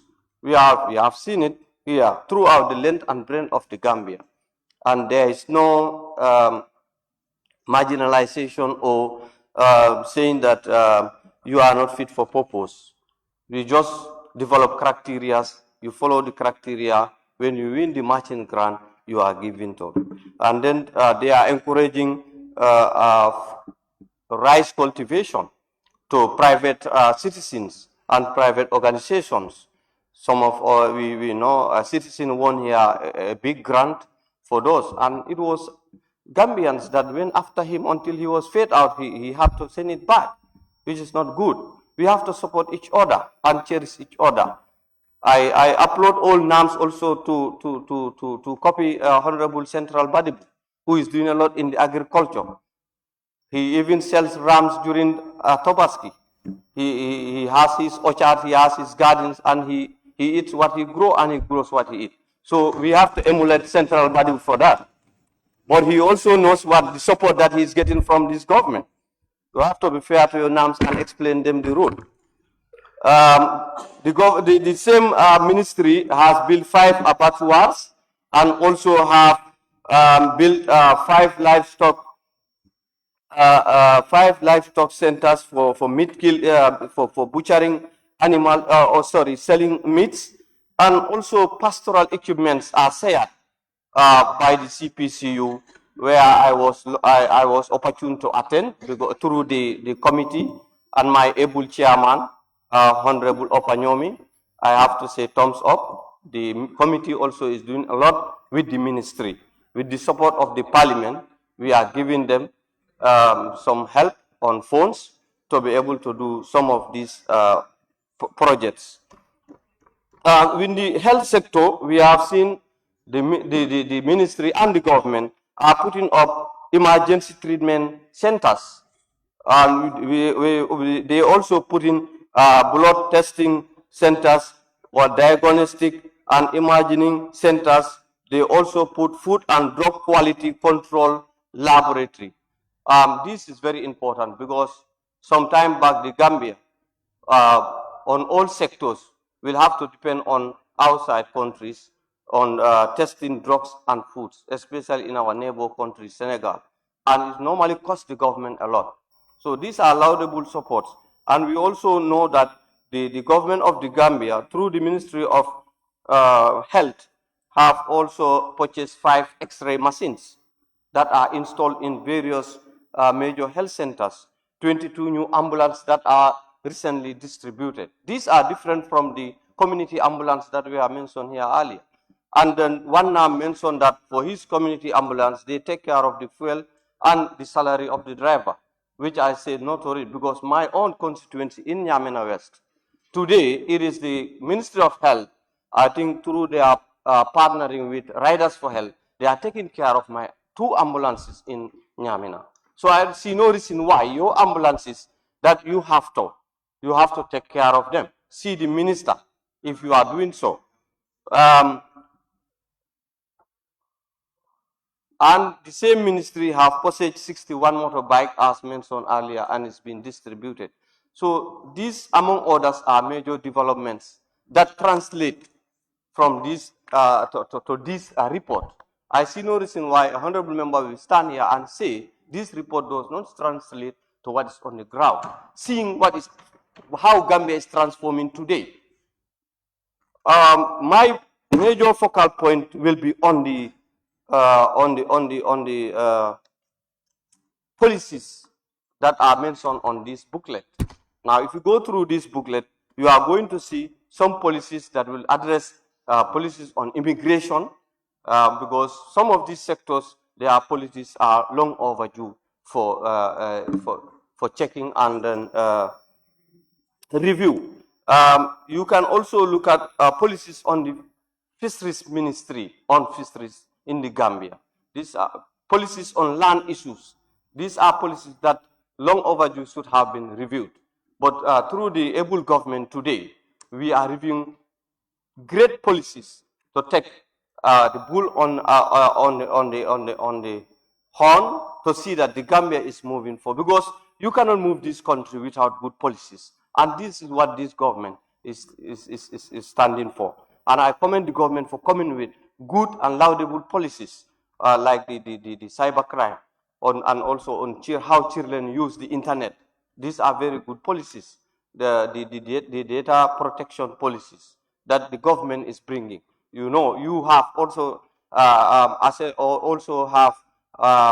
moved on with the policies here. That is the anti-corruption bill have already passed and been ascended. So these are major movements. Not every other government will be able to bold enough to put in and pass as a as a law or a policy. Thank you very much. I beg to.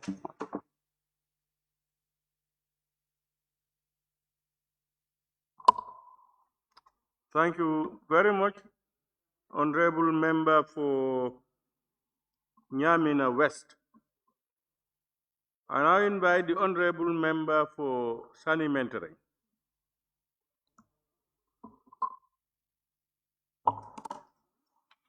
Thank you very much, Honorable Speaker.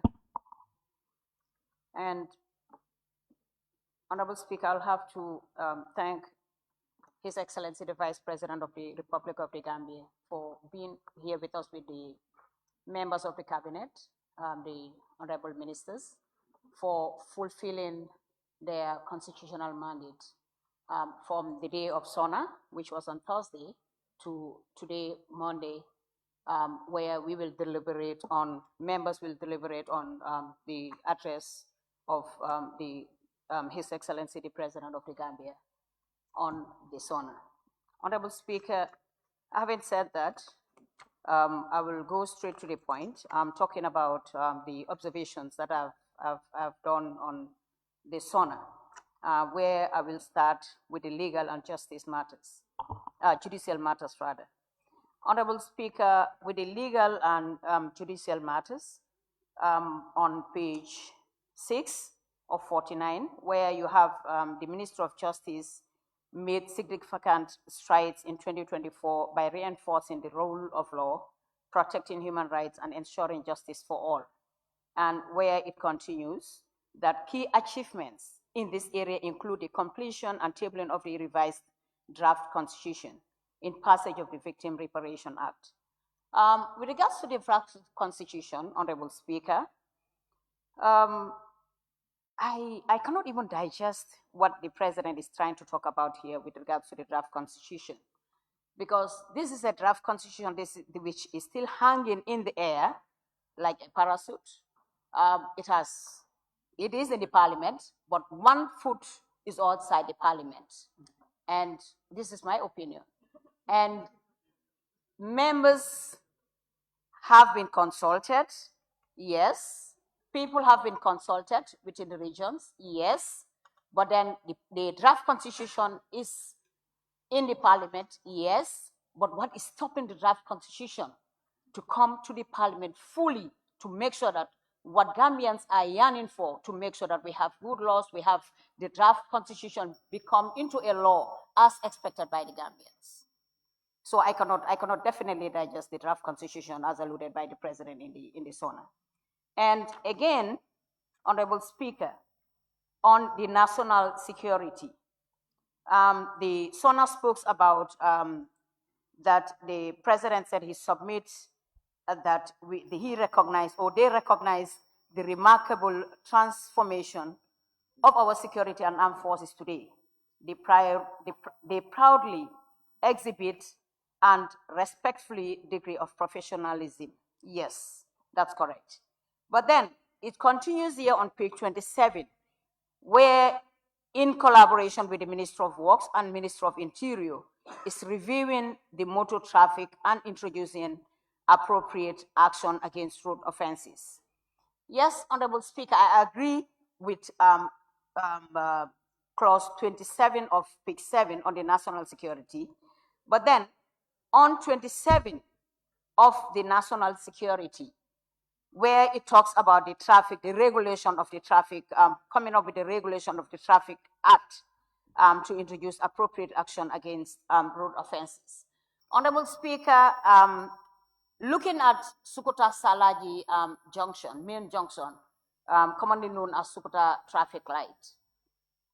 Honorable Speaker, we all realize that this road or junction is a junction where it makes people delay from work or on their daily businesses as well. Because I think this can simply be regularized. Yes, there is the construction, there is fully beautiful road constructed with regards to the OIC project. That's very, very good. But then in addition, Honorable Speaker, deterring people from, going to work is also a challenge. So what I am also advising the line ministry and of course Mr. President with regards to his SoNA is that let them try to consider having like what we commonly call it as flyover, because traffic congestion is a challenge, definitely is a challenge. It's a big challenge, and when coming to work and then after work when going home. Sometimes you will leave office, let's say by 4 o'clock. You won't arrive home, let's say by 8 o'clock, 9 o'clock. And then you expect that person to come to work the following day. This is a challenge. So I am advising the president, of course, with regards to his SoNA, in connection to his line ministry to make sure that they try to see how best they can reduce or ease the traffic offense as alluded in his SoNA. And Honorable Speaker, with the national security as well. National security, Honorable Speaker, meanwhile, the president says, meanwhile, they have a plan to, plans are on the way to install CCTV systems along the YSC highway and other strategic locations. Yes, it is very important to have CCTV camera systems everywhere in the country. But then before having a CCTV camera, yes, it's a protecting mechanism to make sure that we enhance our security system. That's very important as well. But I don't think it wouldn't be bad, it would be bad as well, enhancing the ability or the materials or the security system with our very brothers and sisters who station in various places just to secure we, the citizens of this country, including the president himself. Honorable Speaker, when we have CCTV cameras, that's fine. CCTV cameras can be positioned on highways, just to help the traffic or other systems that might not be very, very convenient to the people with regards to the security as well. But then giving them the weapons that they, because when you have the CCTV camera and when they don't even have a sufficient vehicle to make sure that when a camera captures a crime and they need to follow that person urgently, when they don't have the means of, to access, the means of reaching out to that person or the criminal or the crime occurred at that moment, would it make any sense to have that CCTV camera? That's my opinion, Honorable Speaker. So I want the president to look into that properly and then, yes, continue having the CCTV camera, but in addition, making sure that our security are also fully weaponed in order to also help themselves in being attacked by the criminals as well. And Honorable Speaker, the Sukuta Salaji, when it comes to the security as well, and of course before coming to that, Honorable Speaker, I'll talk about the economy of the country. Of course, what we know about, the President have already talked about the Yoruba. Yes, in our local language, which is Mandinka, of course, we know Yoruba means way forward. Yes, in terms of economy, in terms of any other thing, but, we go forward.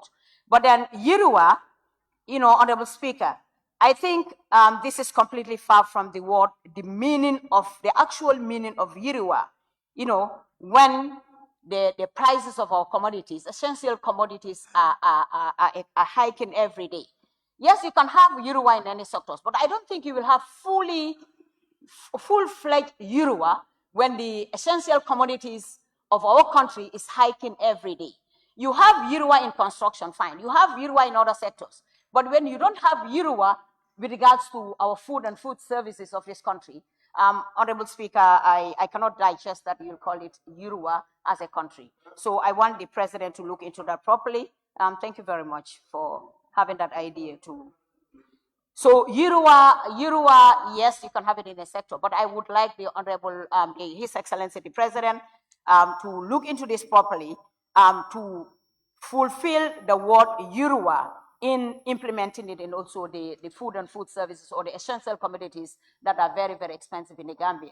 And looking into that, Honorable Speaker, will have families who will stay without even have food because of the cost of a bag of rice, onions, oil, and others.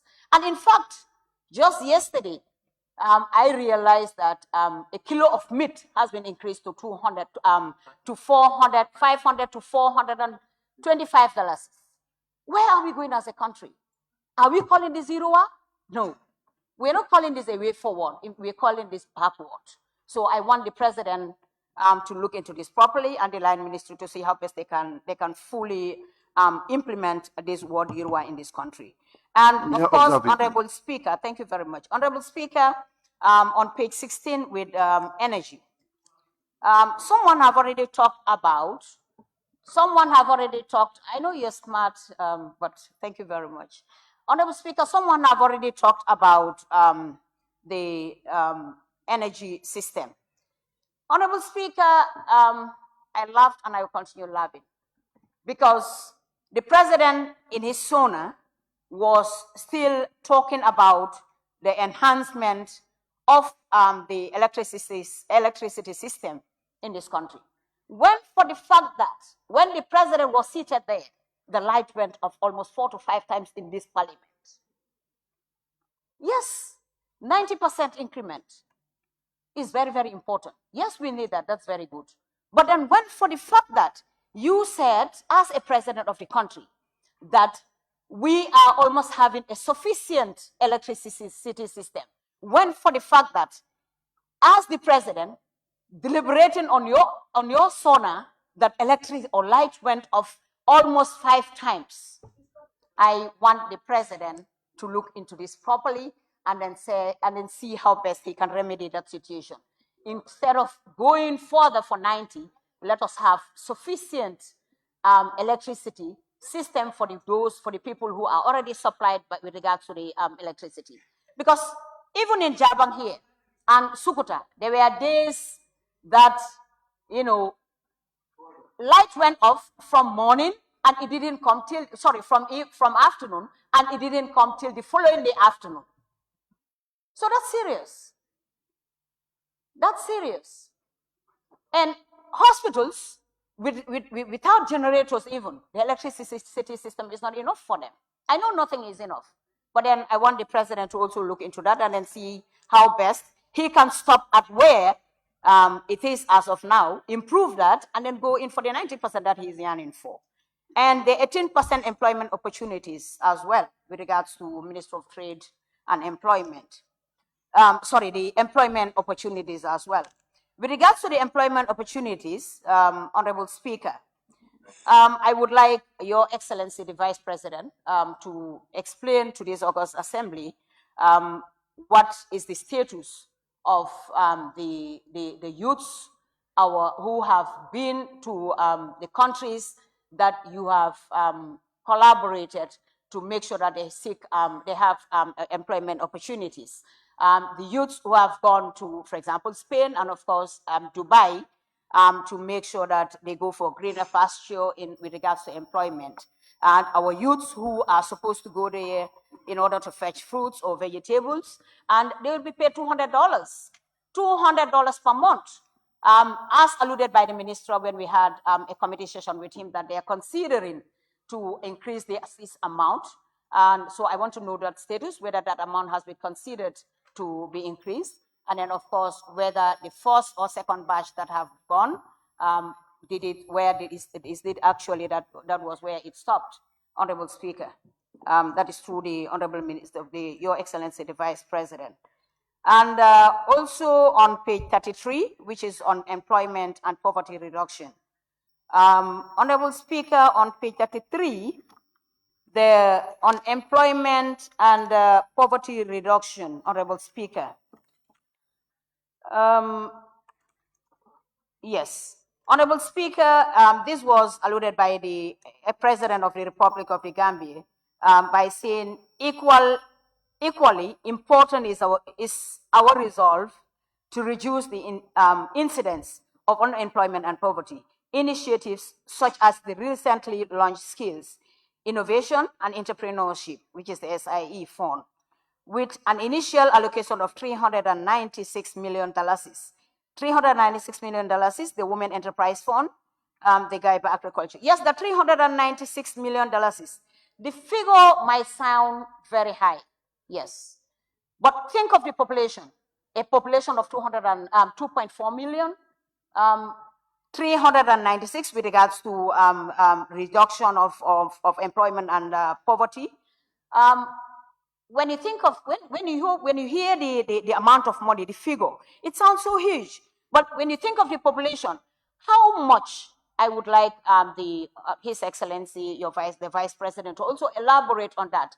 How much out of this amount was given to each beneficiary? Because we would like to know. Because the amount, yes, it sounds good, but then how many people benefited out of this, and then how much did each benefit? Honorable Speaker, moving on to gender, children, and social welfare, of course. In the area of gender-based violence, child protection, and people living with disabilities continue to be the priority of the government, yes.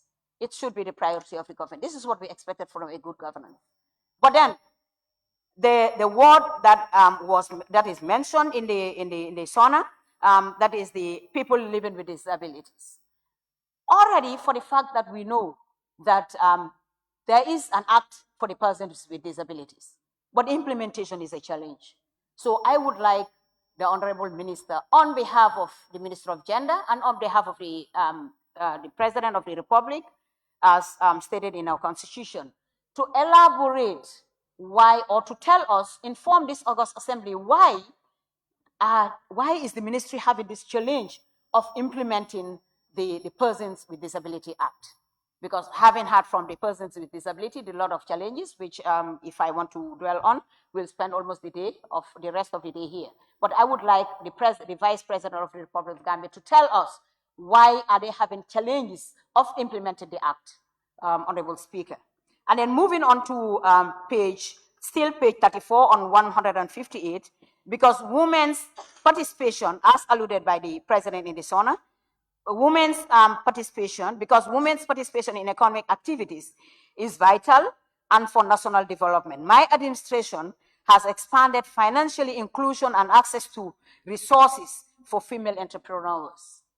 Yes, Honorable Speaker, support to women entrepreneurs is very, very important. It's very good. I've been saying this, and I kept saying this, and I'll continue saying this. In some countries, women entrepreneurs are millionaires or multi-millionaires in some countries. And of course, I would love it when the country of this Gambia emulates such countries. But then our support to women entrepreneurs, as alluded by the President in SoNA, Honorable Speaker, I would also like the Vice President to elaborate on that. What support are they talking particularly about this area that they've given to women entrepreneurs? And of course, I know there is Women Enterprise Fund. And Honorable Speaker, the Women Enterprise Fund that I've just talked about, having given 15.8 million, 88 million to the women for support from the Women Enterprise Fund. Honorable Speaker, is a support, yes, nothing is small, but I expect the line ministry and the President to see how best they can improve, they can enhance, they can increase that amount of money. Because the amount 15.8 million, again, the amount seems huge, it sounds huge, but then how many people, how many women benefited out of the 15.8 million? And think of the population just alone in West Coast. How many women are in West Coast? Just give 15.8 million to West Coast, women of West Coast, and then when you divide it, how many women will benefit out of 15.8 million? And then out of the 58.8 million, how much will it benefit? And as I kept saying, you cannot give $100,000 to a group of women, 100 people, and then you expect them to be having more than $1,000, for example, and you expect all of them to have it equally. So when you give them 100,000 and a group of 1,000 people, and you expect them to be having 1,000 to enhance, to increase, to see what they can do with regards to entrepreneurship, with regards to the petty business that they'll be doing. Not even a serious groundnut that they'll be able to sell and generate something out of it. So I expect the line ministry and the President, as alluded by him in this, it's very beautiful to talk. It is very nice to talk. It is very nice to put things here so that Gambians will hear. But it is the responsibility lies on us, we the National Assembly members, to scrutinize this and then to make sure that Gambians knows the fact that the president is trying to talk about here, not only a nice talk. So this is what we are doing, and this is what lied on us. So as I said, let the ministry responsible, and of course the president, to look into this to make sure that they will increase when they really mean supporting women entrepreneurs, when they really mean giving out the Women Enterprise Fund to support the little bit, the petty businesses of women, let them consider increasing the amount of money that we're giving women, because they cannot be given $1,000. And you ask them to prepare themselves in paying the money within 6 months and within 1 year, 6 months for preparation, and then another 6 months to settle out the bill at the end of the year. And then $1,000. Of course, you know, women, we are so generous in helping our husbands at home, of course, our families. So when we are giving $1,000, when my husband is at home without any dollar for a fish money, what do you expect me to do as a woman? And you expect me to get something out of that 1,000 and then pay back the amount. Of course, I'll also tell the women who have benefited that the agreement was they are supposed to pay the money. Let us settle this bill. As alluded by the minister, some areas have settled, but some areas are yet to settle. So those who are yet to settle, I am also appealing to them that they settle, so that also can benefit with a little amount that was given as an enterprise fund, women enterprise fund. So let the president look into this also to see how best they can augment that. And the Honorable Speaker, with the youths. Between June and December, for example, the sum of between June and December on page 100 and, on the clause 159.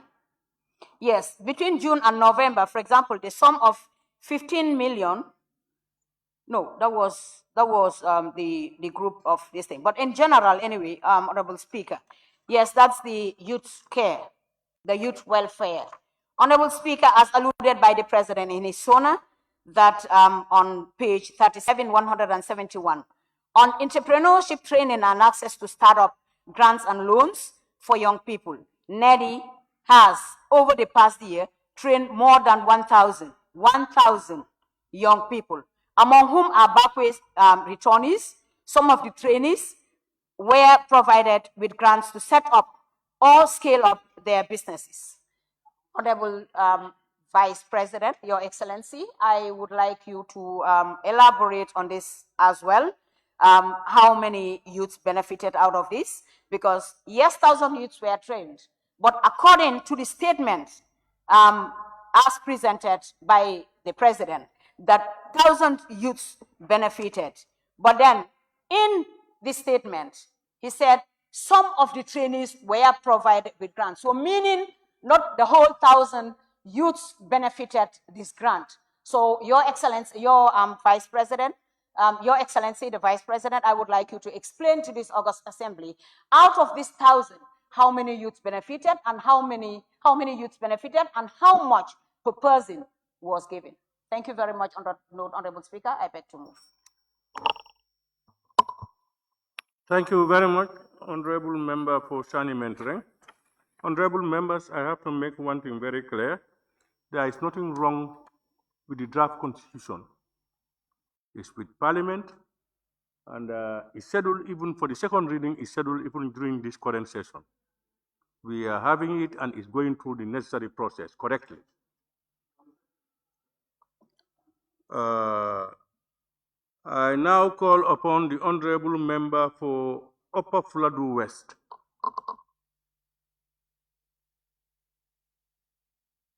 Yes, thank you very much, Honorable Speaker, for giving me the floor.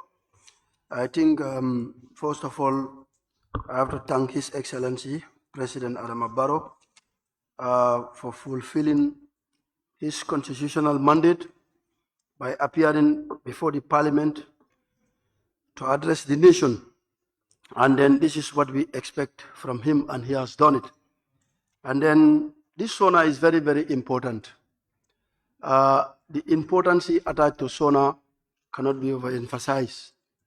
And then government, the way government operates, some of the achievements registered by the government and some of the challenges faced by the line ministries. So these were some of the things that were highlighted by the president during the SoNA.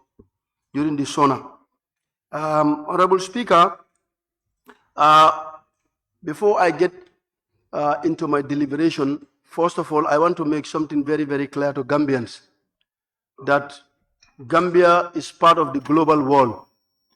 And then there is no country that has provided everything for her citizens. And there is no government, what the citizens want, government can provide everything for the citizens. The government have a role to play and the citizens have a role to play. And the government of the Gambia is not exceptional. And then looking at the economy of the country is very, very, very meager. But I believe Gambians, we have big heart. We want everything to be right. And we want the government of the Gambia to provide everything for us. And we fail to look at our economy, whereby we have a smaller economy. So, to me, sometimes we just like blaming the government. And then we fail to look at the economy that we have. It's a tax-based economy. And then today, if government say we want to increase tax, the same people are going to complain. So first of all, I know the president have spoke on range of issues from youth, welfare and sports, land and regional administration, public service management, arts and culture, communication and digital economy, tourism, environment and climate change, fisheries, trade, industry, unemployment, economy, national security, legal and judicial matter, diplomacy and international cooperation, infrastructure and human capital development, health, education. So basically, these are some of the areas that the president highlighted during his SoNA speech. But for me, I just want to be very, very precise, because I am very, very happy with what is happening in this country. And then it is a clear testimony that what the president has said in his speech, this is the true reflection of what is happening in this country. Sometimes when I see people complaining, I laugh. I said to myself, they don't know what is happening. If you don't know, you don't ask, you don't tour the length and the breadth of this country, definitely you will keep blaming the government, and you will not know what the government is doing. And I can tell you for free that government of the Gambia, if I am to rate them, I will give them 110% as far as development is concerned. So President Barrow and his lieutenants, I salute you once again for the good work that you have been doing in this country. For 50 years or more than 50 years, Gambians have been crying for development, infrastructural development. Road is part of it, health, education, all these sectors. You must develop the infrastructure. If you want to have a better education, you must have the infrastructure. If you have to have a better health system, you must have the infrastructure. Transportation, you must have the infrastructure. So basically, this is what the president and his government is doing. I think Gambians, we should applaud him for that. So President Barrow, we say thank you. And then the lieutenants surrounding the president, the good work that they are doing, and I applaud them. And I will urge them to still continue doing the good work that they are doing. Like looking at agriculture, for example, in his speech, the president have highlighted that margin grants were given to farmers. And this is something which has happened in this country. Last year, many farmers across the country benefited from this margin grant. And 28,000 metric tons of fertilizer was purchased and then sold to farmers at a reduced price from $2,500 to $1,150. So you can see how committed and how serious the government is. Buying a bag of fertilizer for $2,500 and sell it to farmers to $1,150. Gambia is the only country in the sub-region that I can tell you for free. Subsidization of fertilizer and fuel. Gambia is the only country doing it in the sub-region. So we thank the government of the Gambia for that subsidization. And then from there, government distributed 8,697 metric tons of fertilizers, over 1,000 metric tons of certified rice seed, 300 metric tons of certified maize seeds, and 140,000 liters of herbicide to farmers across the country for free. So all these things were done in order to empower our farmers. And then all these things were given to farmers for free. So I think we have to thank the government for doing the good job. And then this is what we expect from the government, that farmers have been crying for the past years that we don't have this, we don't have this. And then fertilizer, in March, the warehouse is full. As far as the government is concerned right now, there is abundance of fertilizer in this country. And then farmers are going to, get this fertilizer without facing any challenges. But I would also like to appeal to government that last year the price of fertilizer was $1,150. If government can bring the price down to $900 or $800, I am just speaking on behalf of the poor farmers. We would definitely appreciate that from the government. And then I'm pretty much sure government will do that. And then still on agriculture, over 180 tractors that government bought. The reason why these tractors, government bought these tractors in order to strengthen agriculture. And then we all know, like, majority of Gambians will be complaining commodities of food prices are increasing on daily basis. It will continue to increase because all those food commodities, they are not produced in this country. They are coming from outside. So the only thing that government is doing is to invest on the social sector. And it's what government is doing, to invest in agriculture. And then we have to understand that development is stage by stage. And then Gambia, Rome was not built in a day, and Gambia cannot be built in a day. Agriculture, you all see what government is doing within the agriculture sector. From small ruminant, as alluded my honorable brother for Sami, if you go to YBK today, in my constituencies, I was very, very, very happy when I visited that site, the small ruminant enhancement project. If you go to that site, you can see over 10,000 sheep and over 5,000 goats. So this shows you that how committed our government is. So these are facts and these are realities on the ground. Maybe some of the people, they don't know that these things are happening or they haven't seen it. So that is why I urge all members of assembly to go around the length and the breadth of this country so that we can inform our people, so that we can tell them that no matter what happened, we have to tell our people, these are some of the things that the government of the Gambia is doing. If you come to energy, you all know what is happening in the energy sector. I think we have a focused president and a very, very, very hardworking and a committed minister as far as energy is concerned.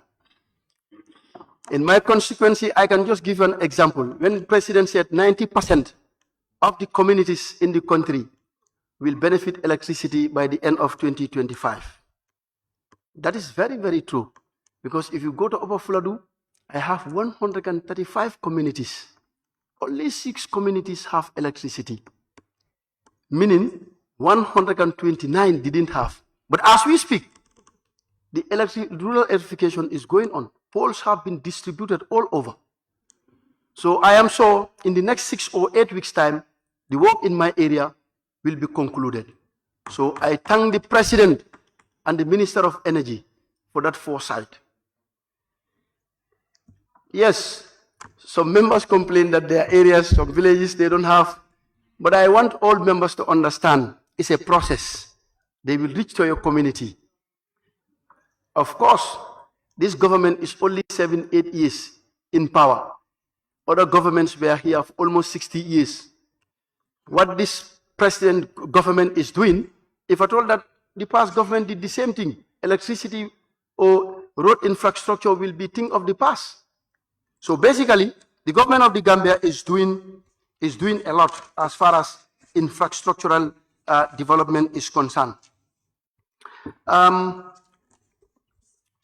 Then from there, Honorable Speaker, I would like us to go to page, let's move to page 29.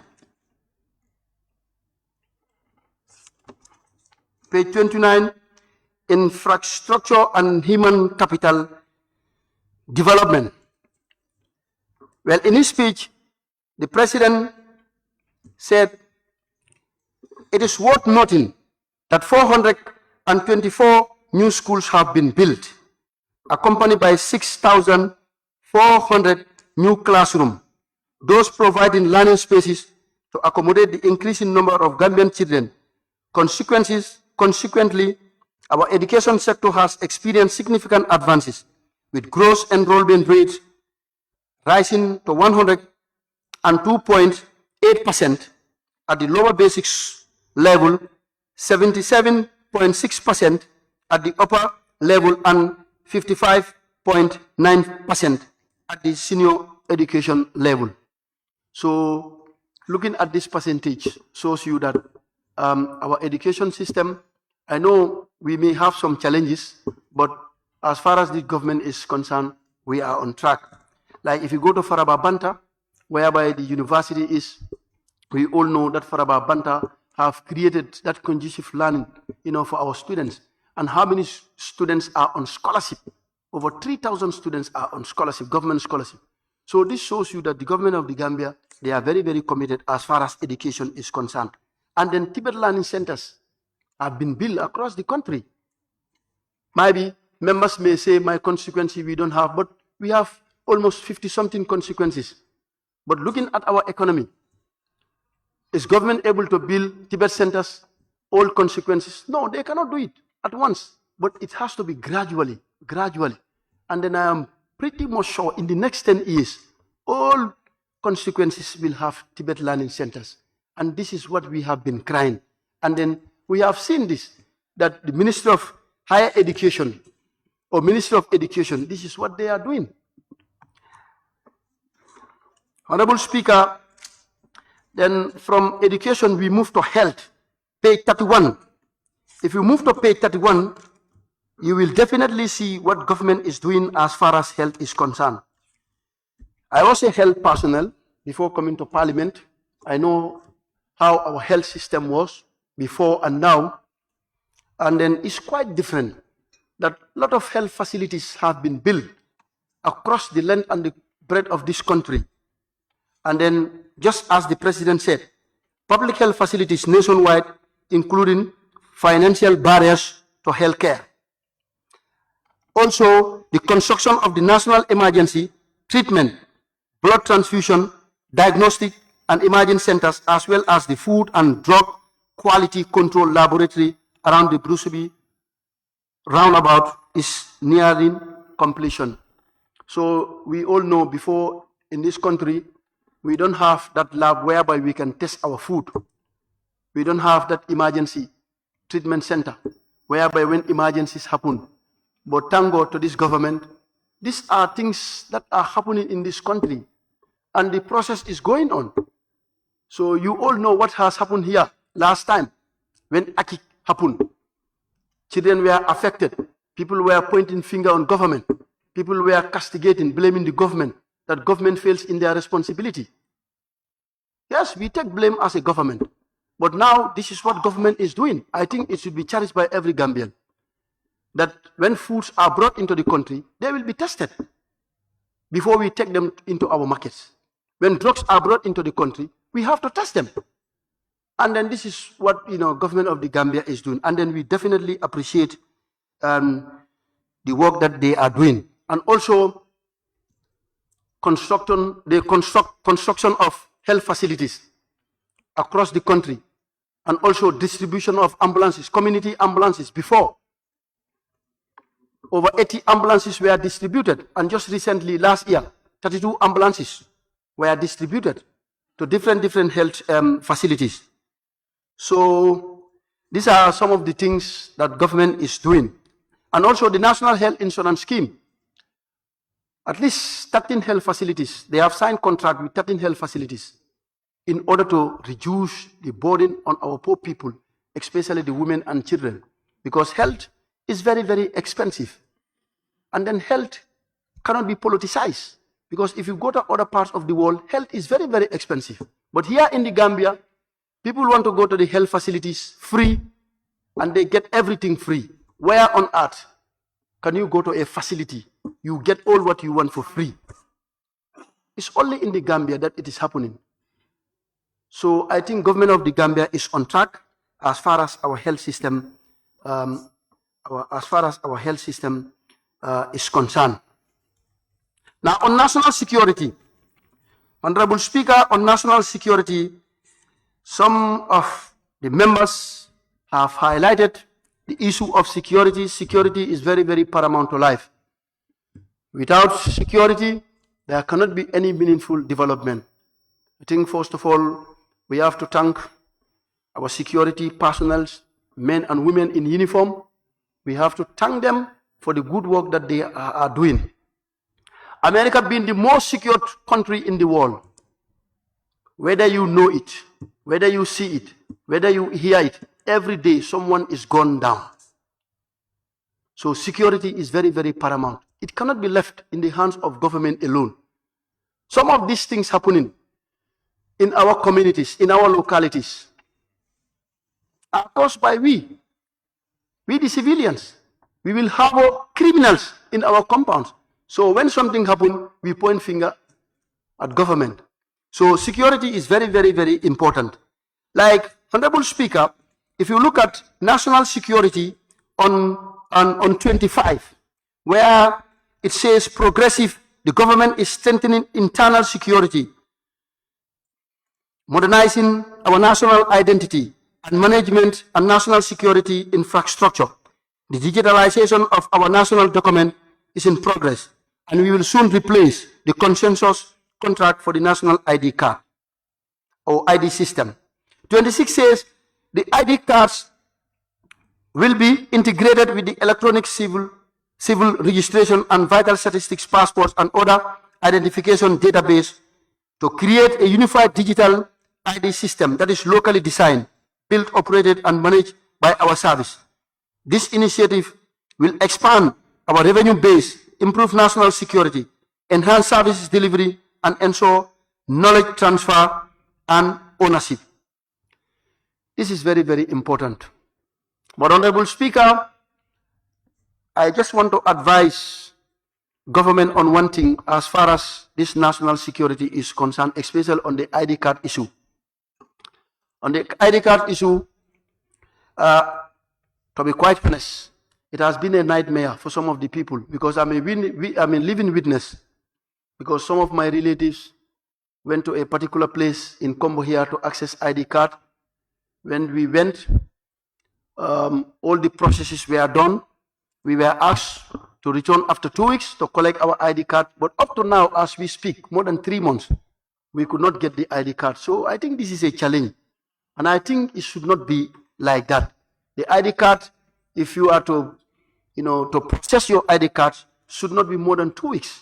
So I think this is a concern. So the reason why I brought it here, so that authorities concerned, the line ministry concerned, can pick up this, and then at least to see how best they can address this situation. And also, Honorable Speaker, in collaboration with the Ministry of Works, the Ministry of Interior is reviewing the Motor Traffic Act to introduce appropriate action against road offenses. Yes, we all know road accident is on the rise in this country, because sometimes accident could be caused in many ways. It could either be, most of these accidents, in fact, for me, I blame the drivers. You will be running, you will be using a car or a vehicle that you know the tires are already worn out, and you don't want to change those tires. And at the end of the day, accident will happen. It happened in my constituencies just 3 or 4 days ago, whereby this one sprinter somersaulted in one of the community there, whereby some fatalities were recorded. So it was a very, very terrible scene. It happened around 9:40 p.m. at night. So I have to call Bansang Hospital for them to evacuate the ambulance to go to the scene and Bansang police. So, and then most of these drivers, they are very, very young. So I think these are some of the issues that we need to look into. It's very, very, very, very important. And also, I also want to talk on diplomacy and international cooperation, whereby the president have highlighted that the government of the Gambia is doing a lot as far as diplomacy and international cooperation is concerned. You all know, as he said, the Gambia international presence has magnified by the successful hosting of the 15th OIC summit in 2024. The OIC summit, I think it was historic. It was a summit that some of the people think Gambia cannot host the summit.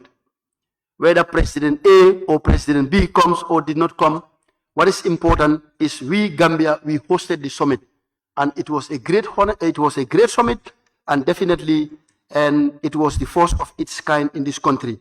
Furthermore, the country's eligibility for the UN Security General Peace Building Fund has been renewed for another 5 years. So this shows you that government of the Gambia, we are on track. If we are not on track, this thing will not be renewed. And in the same year, the Kingdom of Morocco opened an embassy in the country to strengthen bilateral relation and cooperation, while the Republic of Cote d'Ivoire established a honorary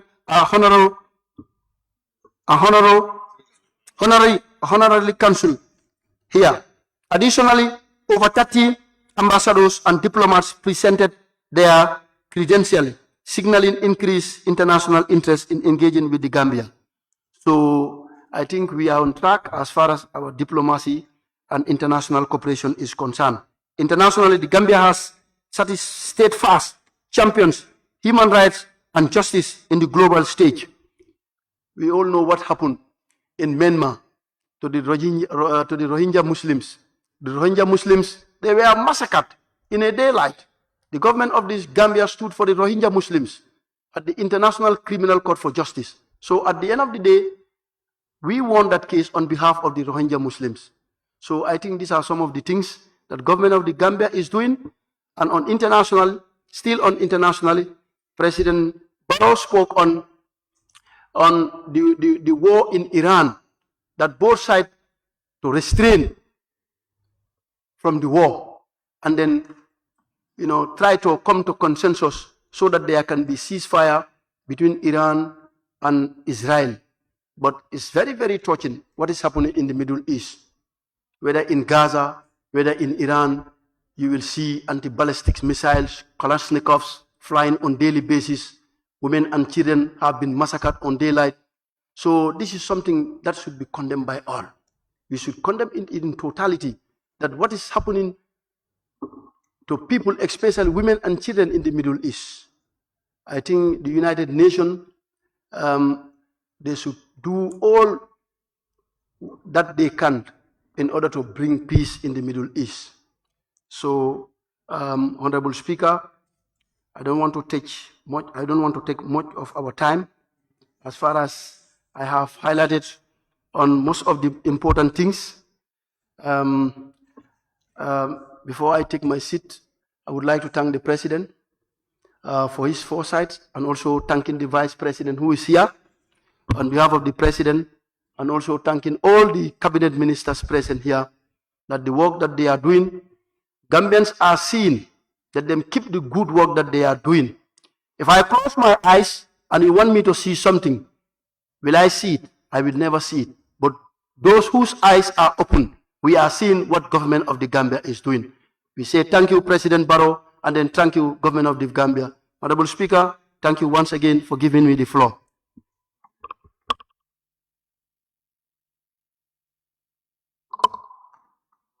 Thank you very much, Honorable Member for Upper Fuladu West.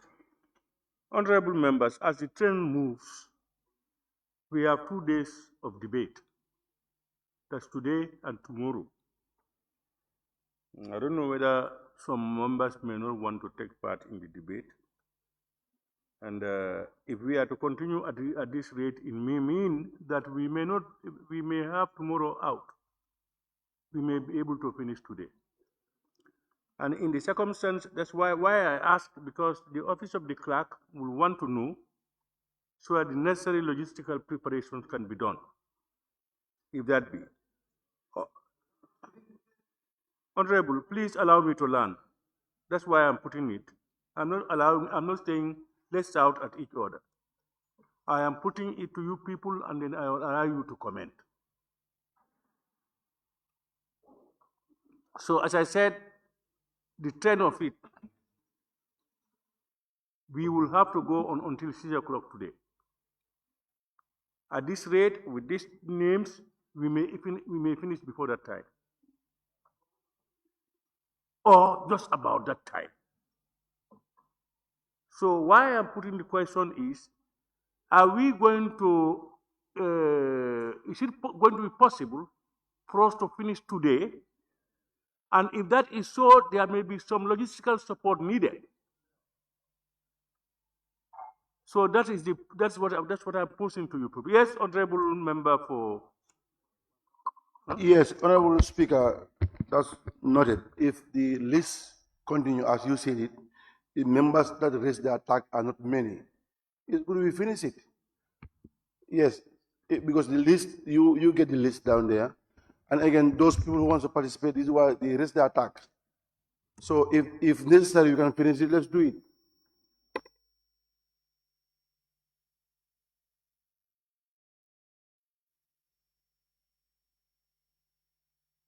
Thank you, Honorable Speaker. I think I will give my support to the Honorable Member for Lower Saloon.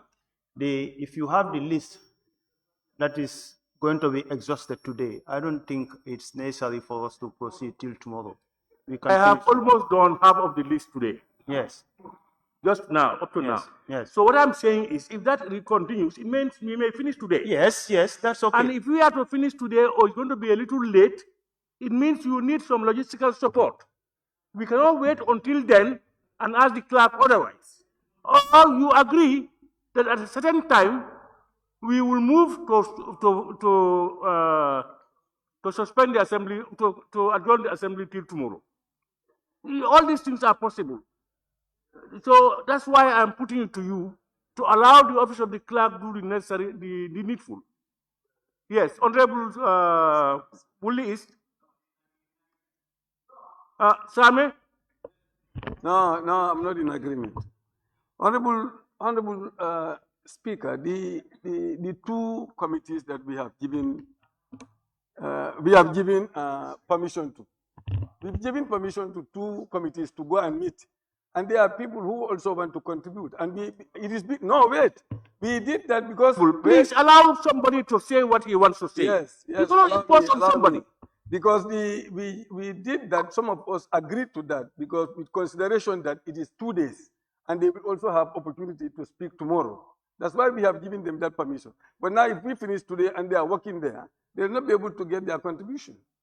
Thank you.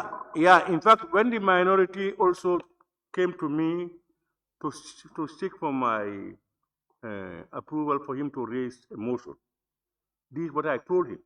What I just told you is what I told him. I told him, if you go at that time and the assembly ends today, it means they will not have an opportunity to debate.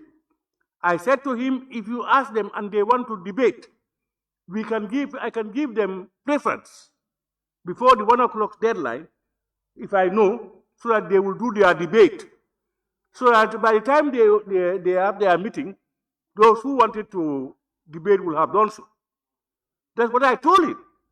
I had no feedback from that. What I will assume is, those who want to go, probably, even if they don't debate, it doesn't matter to them. That's my understanding. He has not told me that, but this is what I told him, and I had no feedback. Yes, Honorable Member for Lower Saloon. Speaker, what we have approved by your submission in that motion is that 1 o'clock.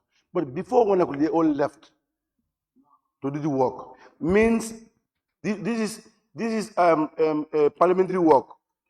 So if they thought that this session was good for them, they could have attended this session until we finish, then tomorrow they can do it.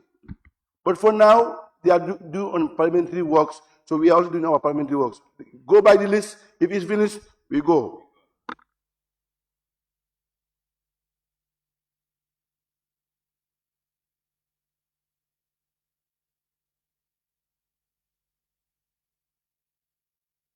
You wait until last moment, and this thing happens, and we cannot give you support. So now you have an option. You have the right to say, when we finish the list or the list is coming to an end towards 6 o'clock, for instance, we will complete and then we will put tomorrow away. Or even if the list is going to get finished, if we go until 3, 4 and we see that a small bit is left, we will move a motion to adjourn until the following day, and then we continue with those who have not. You have those options. It's yours. But that would inform the office of the clerk to do the needful. So the ball is in your court. Yes, honorable member for Sami. Thank you very much. Honorable Speaker, I also want to say the same thing. In the events that if we don't finish and these people are from the committee meeting and they wanted to participate and we don't finish, I think we will give them time. Tell us something. We have 2 options. Huh? We give them chance. Honorable Speaker, if we finish and they are not here, fine, we can close. But if we don't finish and they are here, they should take part. I don't know who you are. I don't know. You are not with us, because nobody is agreeing that. Nobody is saying that. All what we are saying is these 2 options. Yes, the central body book. Honorable Speaker, I think Honorable Speaker at this right moment inform the clerk to provide us with logistics. We are going to work to finish. We work to finish.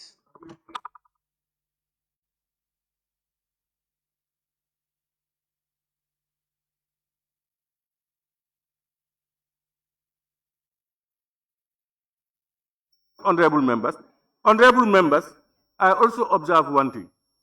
We have got the president has read his speech to us. Everything. And each of us have his speech. People who want us to read us through the speech again, you can make reference to the speech. But to read 1, 2, 3 paragraphs for us again and only say it's very good or it's not good. No. I think we should, that is depletion. Definitely. You can make reference, but the reference should be relevant to back up what you have said or to argue what you have said. But just to read and then say it's what he said and do that. We have read it. We have got copies. If you say paragraph 118, we all can make reference to it. You can read some of it, but to read everything for us, no, please, let's avoid that as much as possible. So, honorable members, so we will sit to finish. At the right time, we will do the needful. Honorable, I now invite the honorable member for Woolly East.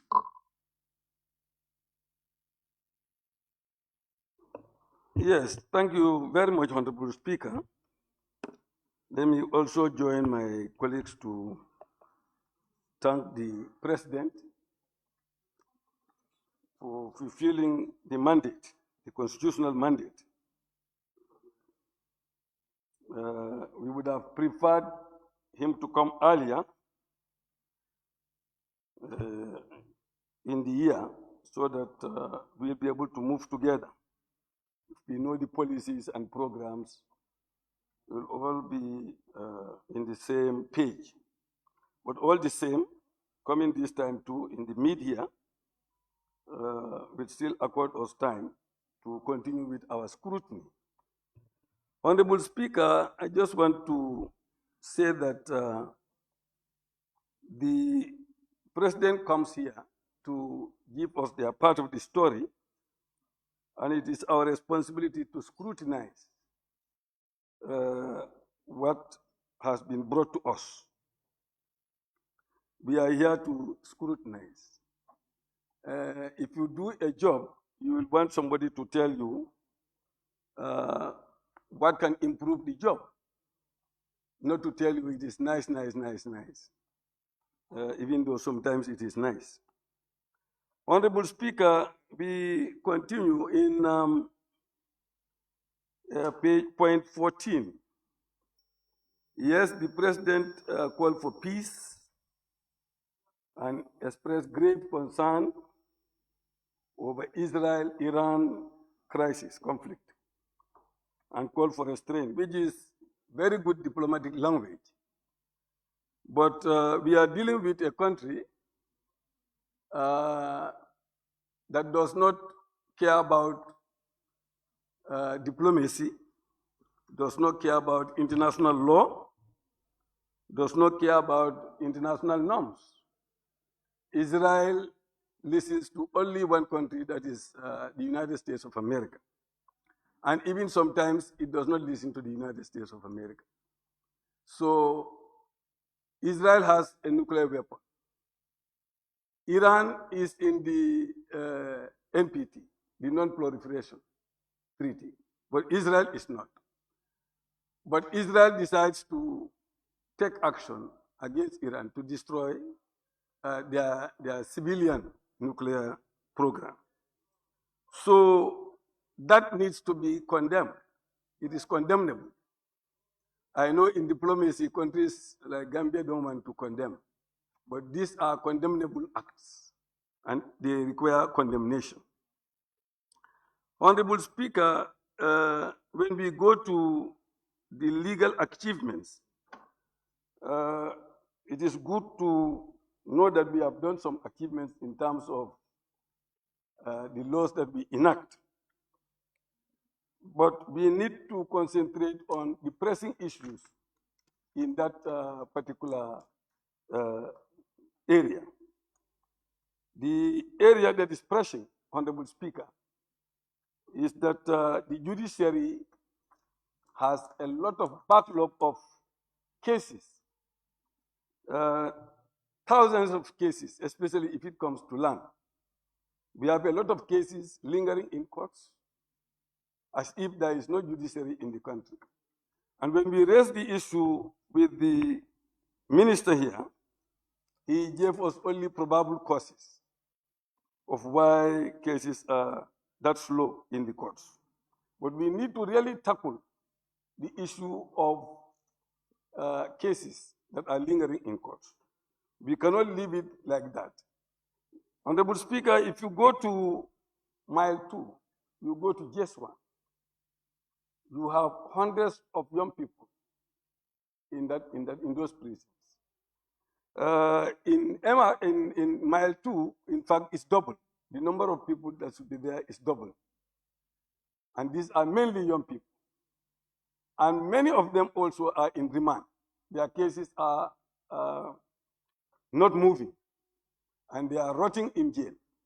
So this is a serious matter which we need to look at to see how best we can address the issue, because we cannot continue to have these issues with us and pretend that we don't have them. Honorable Speaker, like I said, the prison is a colonial institution. And when they were building this institution, they built it with the colonial mind, that is to punish those who have fallen foul with the law. That was the objective when they were building those prisons. The buildings there are not human rights friendly at all. So we need to really, I would have thought that the president would have touched that area to build a new prison. I know the process is on, but to mention it will show us that how serious the government is in building a new prison from this swamp to somewhere better. I know if the UPR, this was mentioned there, how stingy our prisons are, how unfriendly our prisons are. Maybe the president may not be re-elected, the way he was re-elected. So we should not ignore these issues. Honorable Speaker, if you look at the judiciary also, you have thousands of land cases. Almost 80% of the cases in courts are land issues. So what I've read from it, from the statement, is an understatement. I believe that we need a comprehensive review of the land issue in the Gambia. It cannot just be cosmetic. We need to really look at it to ensure that it is addressed once and for all. Because people are fighting. Wherever you go, one land is sold to 3 people, to 4 people.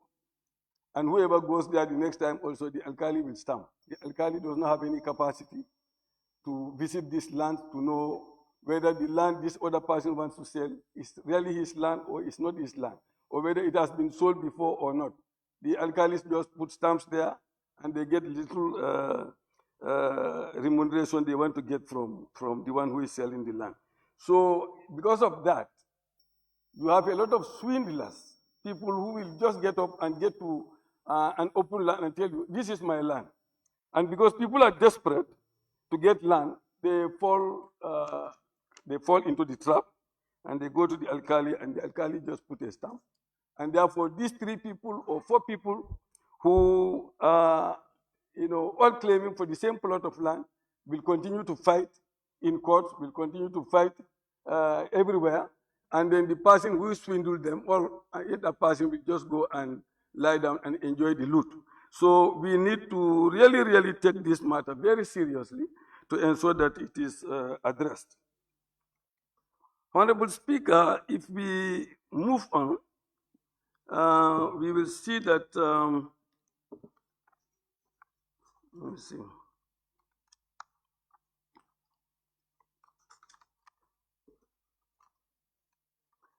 Yes, the President spoke very well about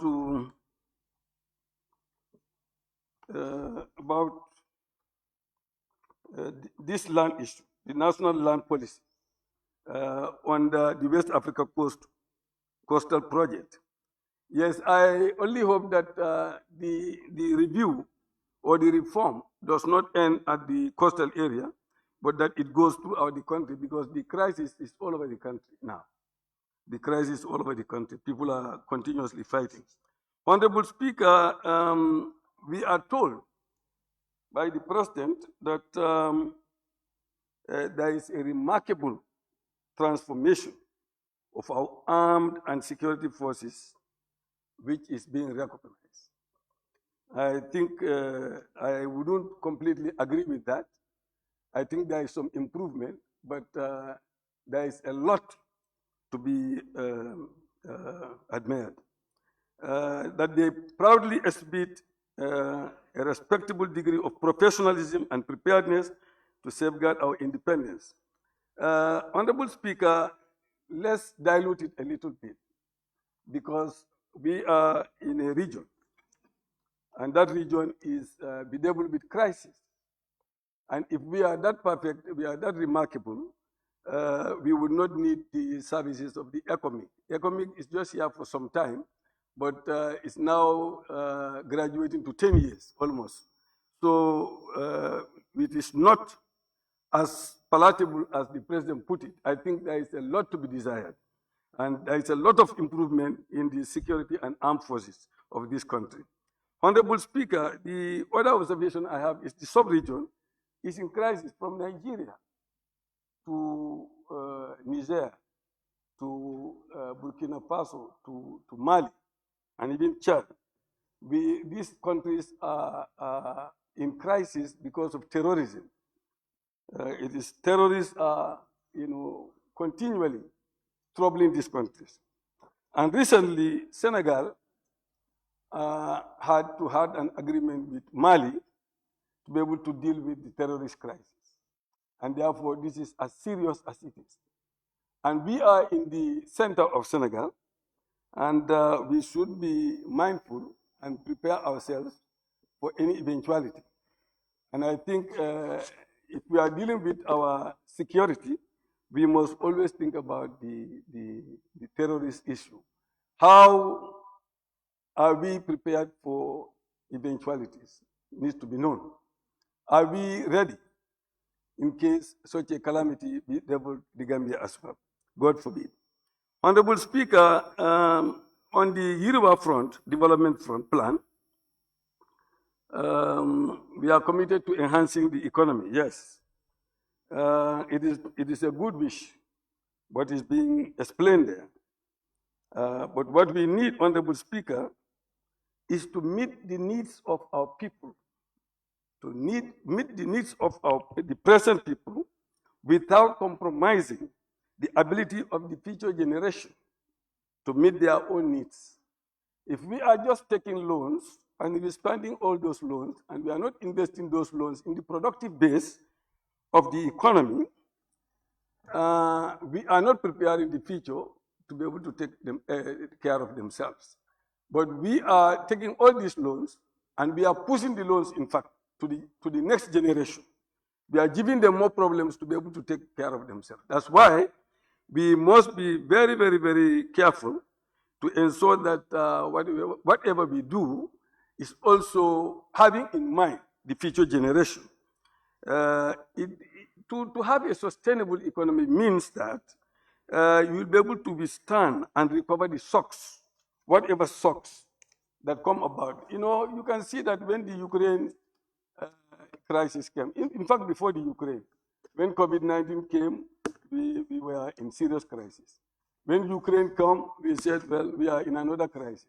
So every time, even if there is a little disaster somewhere, we are in crisis. So we must be able to, ensure that the economy we are nurturing will have investment in the productive base. So that it will be able to create enough jobs for our people, so that we'll be able to manage our economy and manage our system better. For example, the member was talking about Farato building magnificent hospital there. Yes, but I think we are in a haste. We should wait until the hospital is built. We see the equipment that are being put there. We look at the personnel that are running those places. Then we can come here and say, well, yes, we are satisfied. Building monuments and running them are completely different things. Honorable Speaker, on the point 43, which is dealing with inflation. Yes, inflation in data, in my view, is different from the inflation on the ground. Somebody mentioned it and somebody is saying, well, the ground is okay, but it is not. Right now, bread is increased to 12 or will be increased to 12. In fact, it's increased to $12. It's Monday. It's increased to 12 by Monday. Yes. So from $8 to $12. From $10 to $12. Yes. And then if you look at the essential commodities, Honorable Speaker, you will see that the Honorable Member was mentioning 500 for cement, which is an essential commodity because the whole country is building with cement. So therefore, sugar, rice. If you look at the inflation rate that is mentioned by the President, which is from 17 to 10.2, and then you go into the market, you know that the inflation rate is around there 50%, I can say. Some things are double, some are triple. So we cannot claim that inflation is going down. In their books, nominal inflation, it could be down, but when you go to the market, we all know it is not going down, it's going up. And it's going up very drastically. So we have to really look at it and see to address it realistically, not to romanticize it as if nothing is happening. You will not be able to address an issue when you romanticize an issue which is a grave one. Honorable Speaker, when you come to point 49, point 49 is talking about GDP ratio, that it has declined from 71.8% from 75.7% in 2023 to 71.8%. And what the minister or what the president said here is that it looks like is looking forward to reducing it to 70%. And it feels that that is the threshold. But Honorable Speaker, the general threshold is not 70. For you to be able to manage your debt properly, your GDP ratio to your debt should be 60%. 60% is the best. So we should aim for what is best and not what is just cosmetic.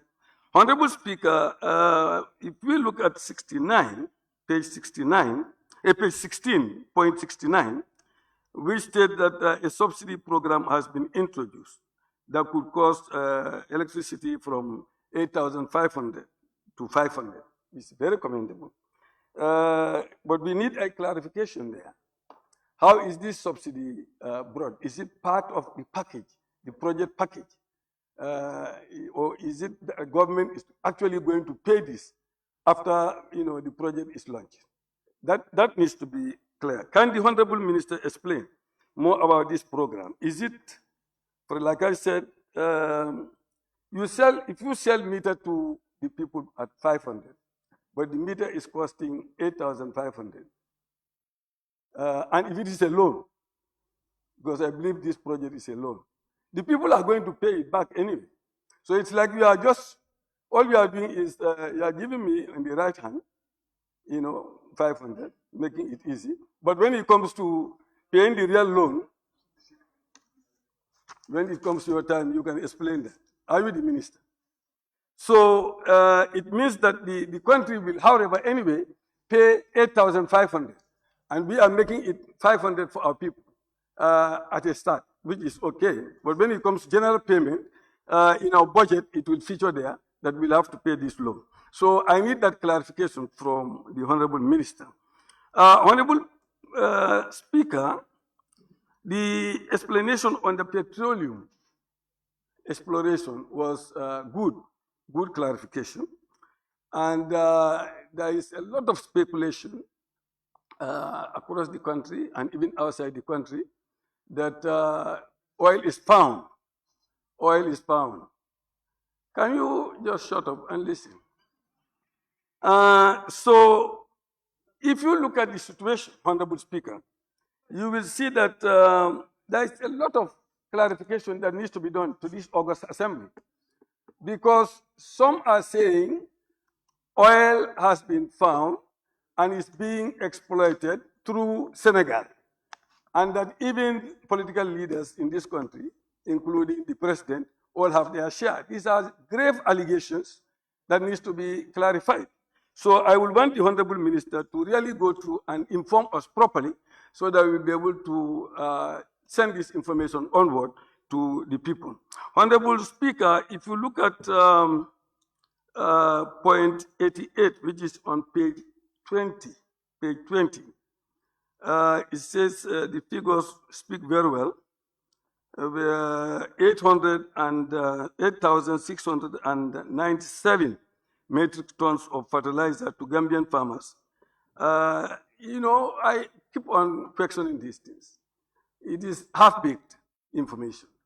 If we say 8,697 metric tons of fertilizer has been distributed to farmers, how many farmers? You have 1 million farmers, or you may have 1.2 million farmers. So how many farmers actually benefit from this number of fertilizers? I know that a lot of our people in the provinces, we go into Senegal to get fertilizer. If there is sufficient fertilizer in the Gambia and it's that cheap, we would buy it in the Gambia. But we need to interrogate these things and ensure that the figures are really. Honorable Speaker, if you look at also, you say 8,000, yes, for example, 1,000 tons of seeds is distributed to farmers. 300 metric tons of maize seeds, 300 metric tons. This report came here last year. I debunked it. It came here again this year. It's like every year we keep on having the same reports. 300 tons of maize seeds given to farmers. How many farmers? 300 tons across the country. 140,000 liters of herbicides. Liter of herbicide is not what mentioned. If you give 140,000 liters to 140,000 farmers, you have just given them one liter each. 1 liter cannot even take care of a hectare. So it's not mentioning, I don't think they should feed the president to come and mention those things to us.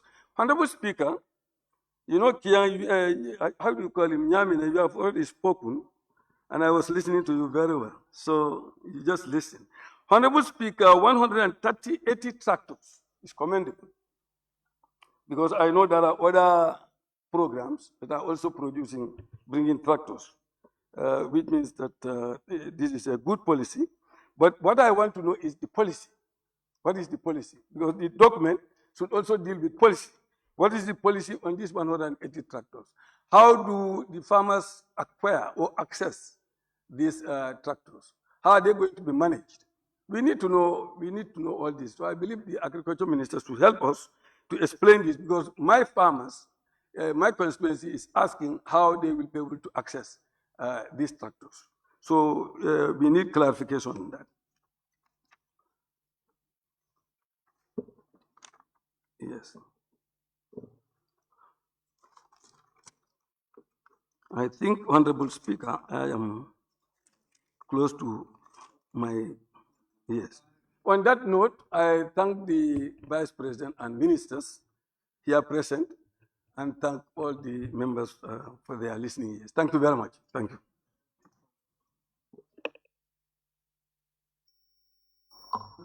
Thank you very much, Honorable Member for Woodley East. Honorable members, I think some members were just sitting down waiting. I think, why, I don't know, they want to come last, I don't know what. By this announcement, we have more names coming. And I will call them first. Those whose names are just coming, I will call them now.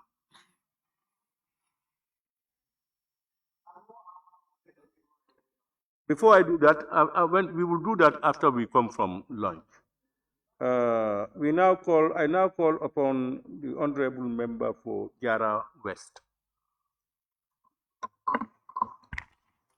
Thank you very much, Honorable Speaker, for giving me the opportunity. Honorable Speaker, let me use this opportunity to thank the President for fulfilling his constitutional mandate. I come in once in a year to address the nation. I also want to use this opportunity to thank the Vice President and the Cabinet Ministers who are here.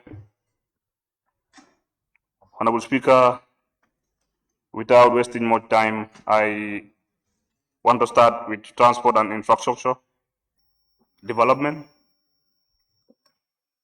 Honorable Speaker, I have gone over all the address of the President, even though I will not debate on all of the sectors. But what I read in the statement of the President, it is what have reflected on the ground on what I saw. Because if you look at transport and infrastructure, roads are constructed, I can say, throughout the country. I have seen major road developments around the urban area and the rural area. Honorable Speaker, if you go to my area, this time around I used the opportunity when I went for the Tabaski feast to at least travel from my constituency to use the new Kabada route to go and visit some of my family members and friends in the Kiangs. Although not yet completed, but people are excited, people are happy, because they have access to good road to move from one place to another without any hindrance. We have to applaud the government on that. I will only appeal to the ministry responsible and the National Road Authority to always put proper monitoring. I saw them these days countrywide going around to see the roads, which is very important. But I observed something and then I put that to their attention. Some of these contractors, you have particular areas where they should put culverts, but for them they'll only put iris crossing. We need to be very mindful on that because we are investing a lot of money. Road construction is not cheap.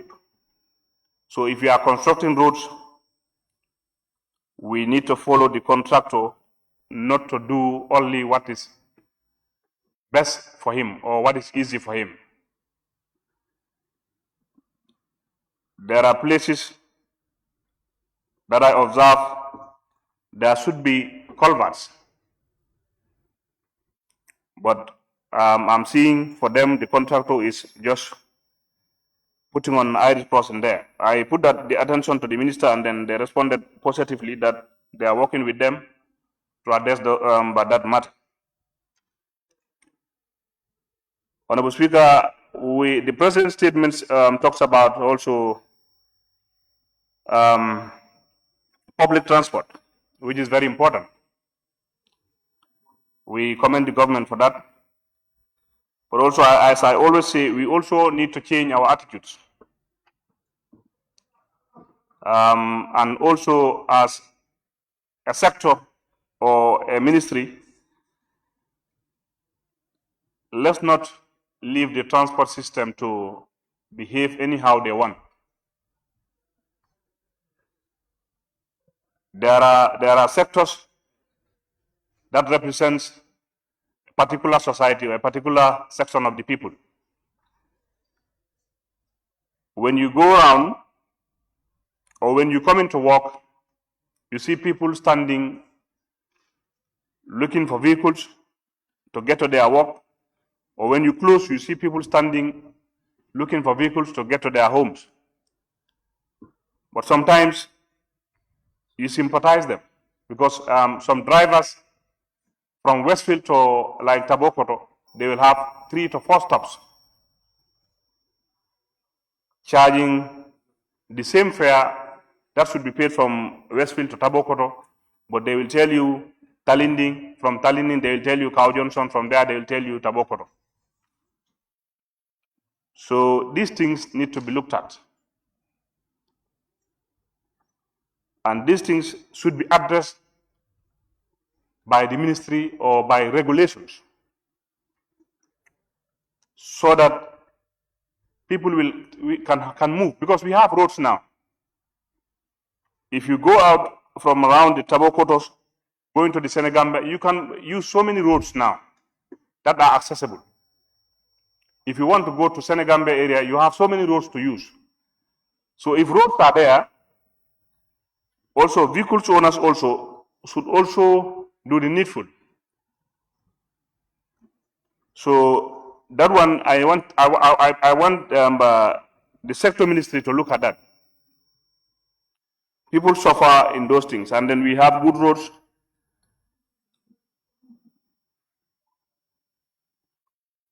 Again, still on the transport and infrastructure, we have seen the concession contract with Albarak. To me, this is a very good move. When the Alport Banjul took over the ports or the concession agreement, we have seen some vessels where vessels used to have 1 month waiting to offload or to discharge. But when Alport took over, there was a time I saw that all vessels have offloaded and they were discharged, they left. And then these are the things that we are losing so many things from this before.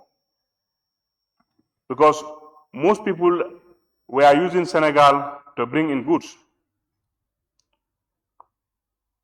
Because when they come to our own ports, the vessels, before they offload or they discharge, they spend so many time here, which is expensive for them.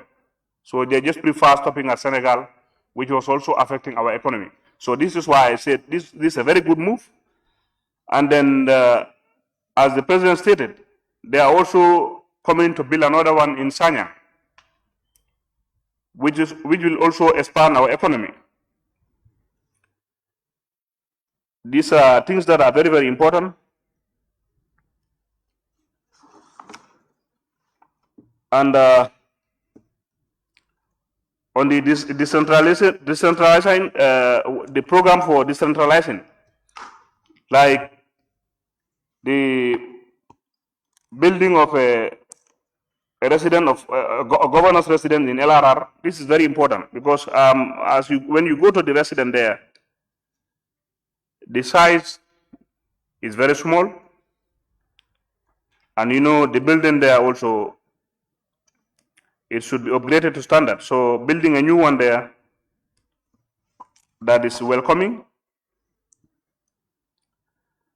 But from there, I want to go to the Ministry of Energy.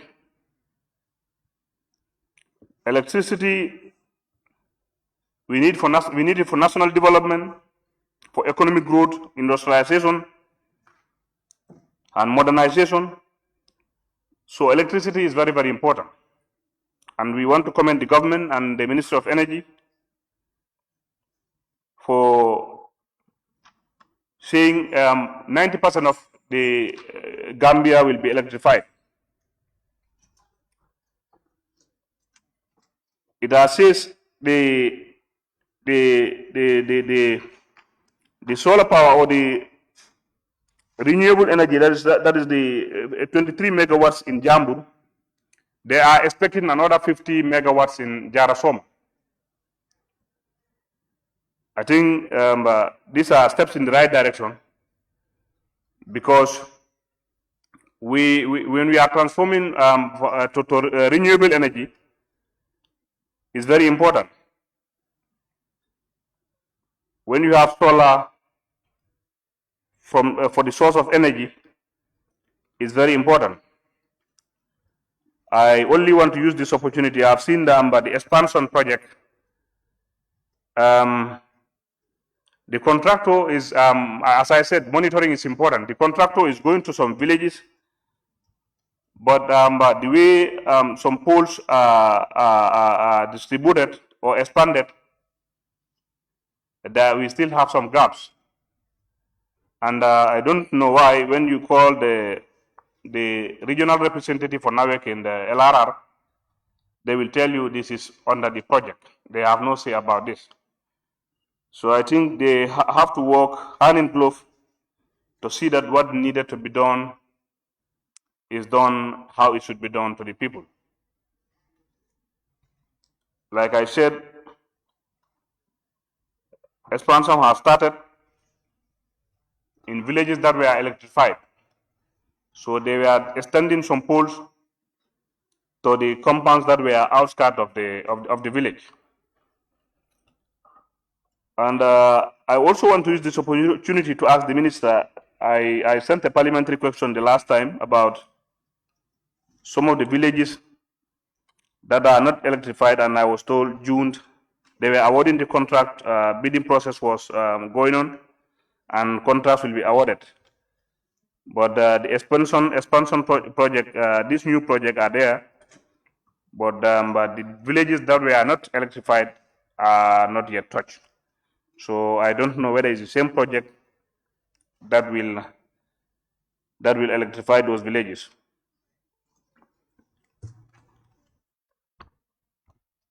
Honorable Speaker, on the Trans-Gambia Corridor Special Economic Zone, this is very important. The Trans-Gambia Special Economic Zone, this project, when achieved, it will reduce the rural-urban migration. So Government should look into this very well. It is stated here. But they should look for options for these things to start as soon as we want it, because this is important. The Trans-Gambia corridor, we have seen now from Jarasoma towards Farafeni. A lot of development is going there. So the special economic zone will boost our economy as a country.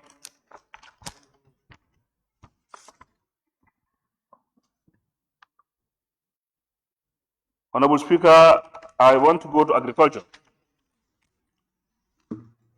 Agriculture, we have seen in this President's statement the procurement of 180 tractors and 20 rotavator boats. This is important as us as farmers, because people want to farm, but they have limited resources to farm on the actual land size that they want to farm. But the moment these tractors are here, you know, if they are distributed or acquired by the people, it will really help them. Under the issue of the fertilizer,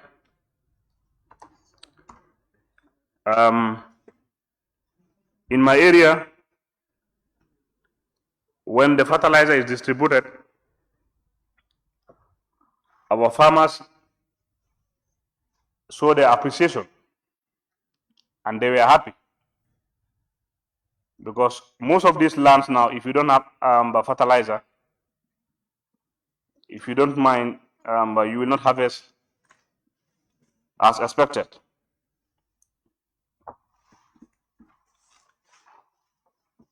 Honorable Speaker, on the tourism. Tourism is very important because of the contribution it brings to our economy. But as tourism also, we should also think of regional tourism. And for the tourism sector to market what we have as a country, our unique culture should be marketed so as to attract regional tourism.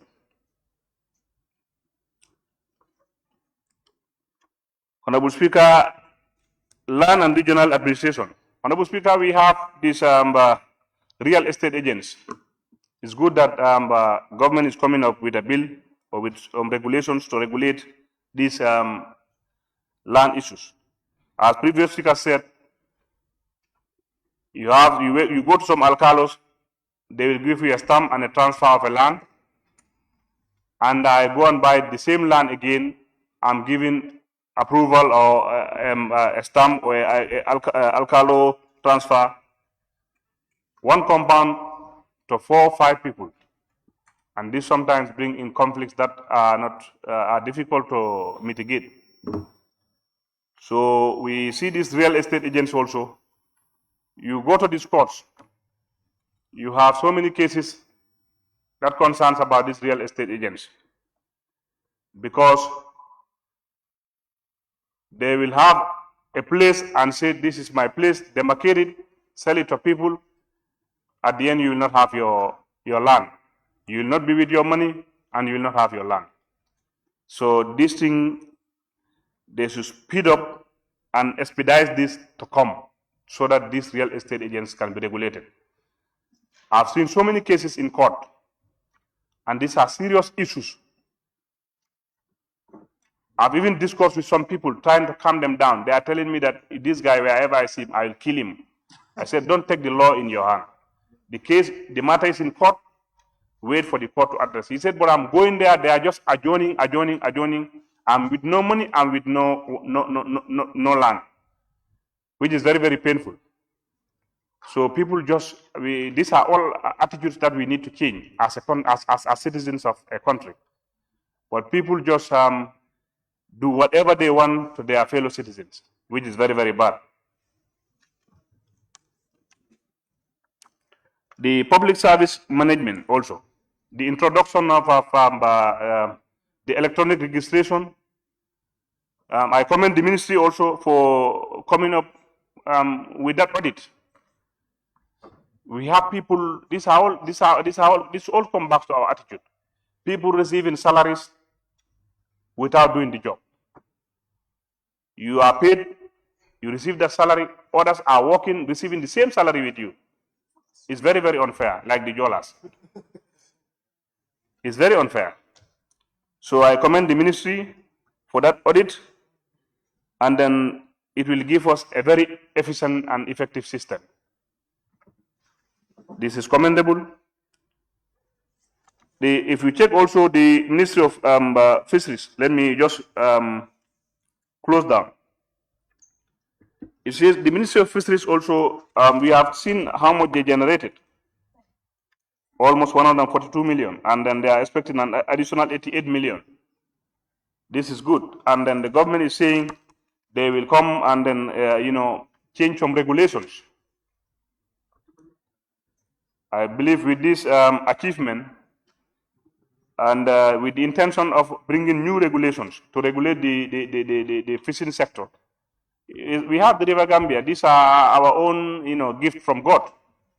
If utilized well, we will manage and then enjoy as a country.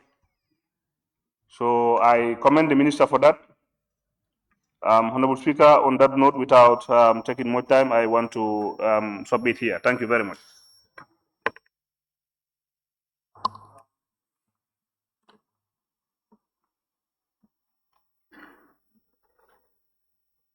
Thank you very much, Honorable Member for Jara West. Honorable members, it's almost going 14:30. We will have a short break to do our prayers and have lunch and come back. I don't know what time. It's almost going 2:30. When should we be back?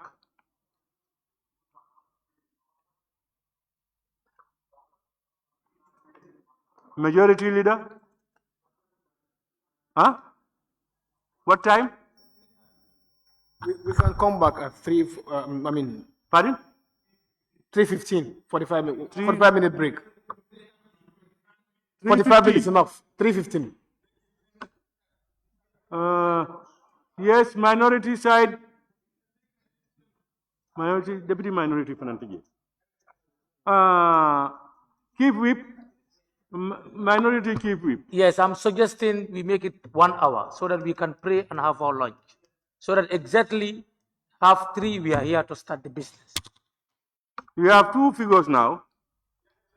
45 minutes from now or 1 hour from now. 1 hour. Yeah, honorable members, I want to add this before I adjourn, before I suspend the session. When we say 1 hour, you come here at that time, members will be around, but they will not come into chambers. And then you will be there, we will be waiting and waiting and waiting and waiting. So at sharp 15:30, I'll come in. If we cannot get the quorum, we will suspend, I will adjourn to another day. Okay, the House is now suspended until 15:30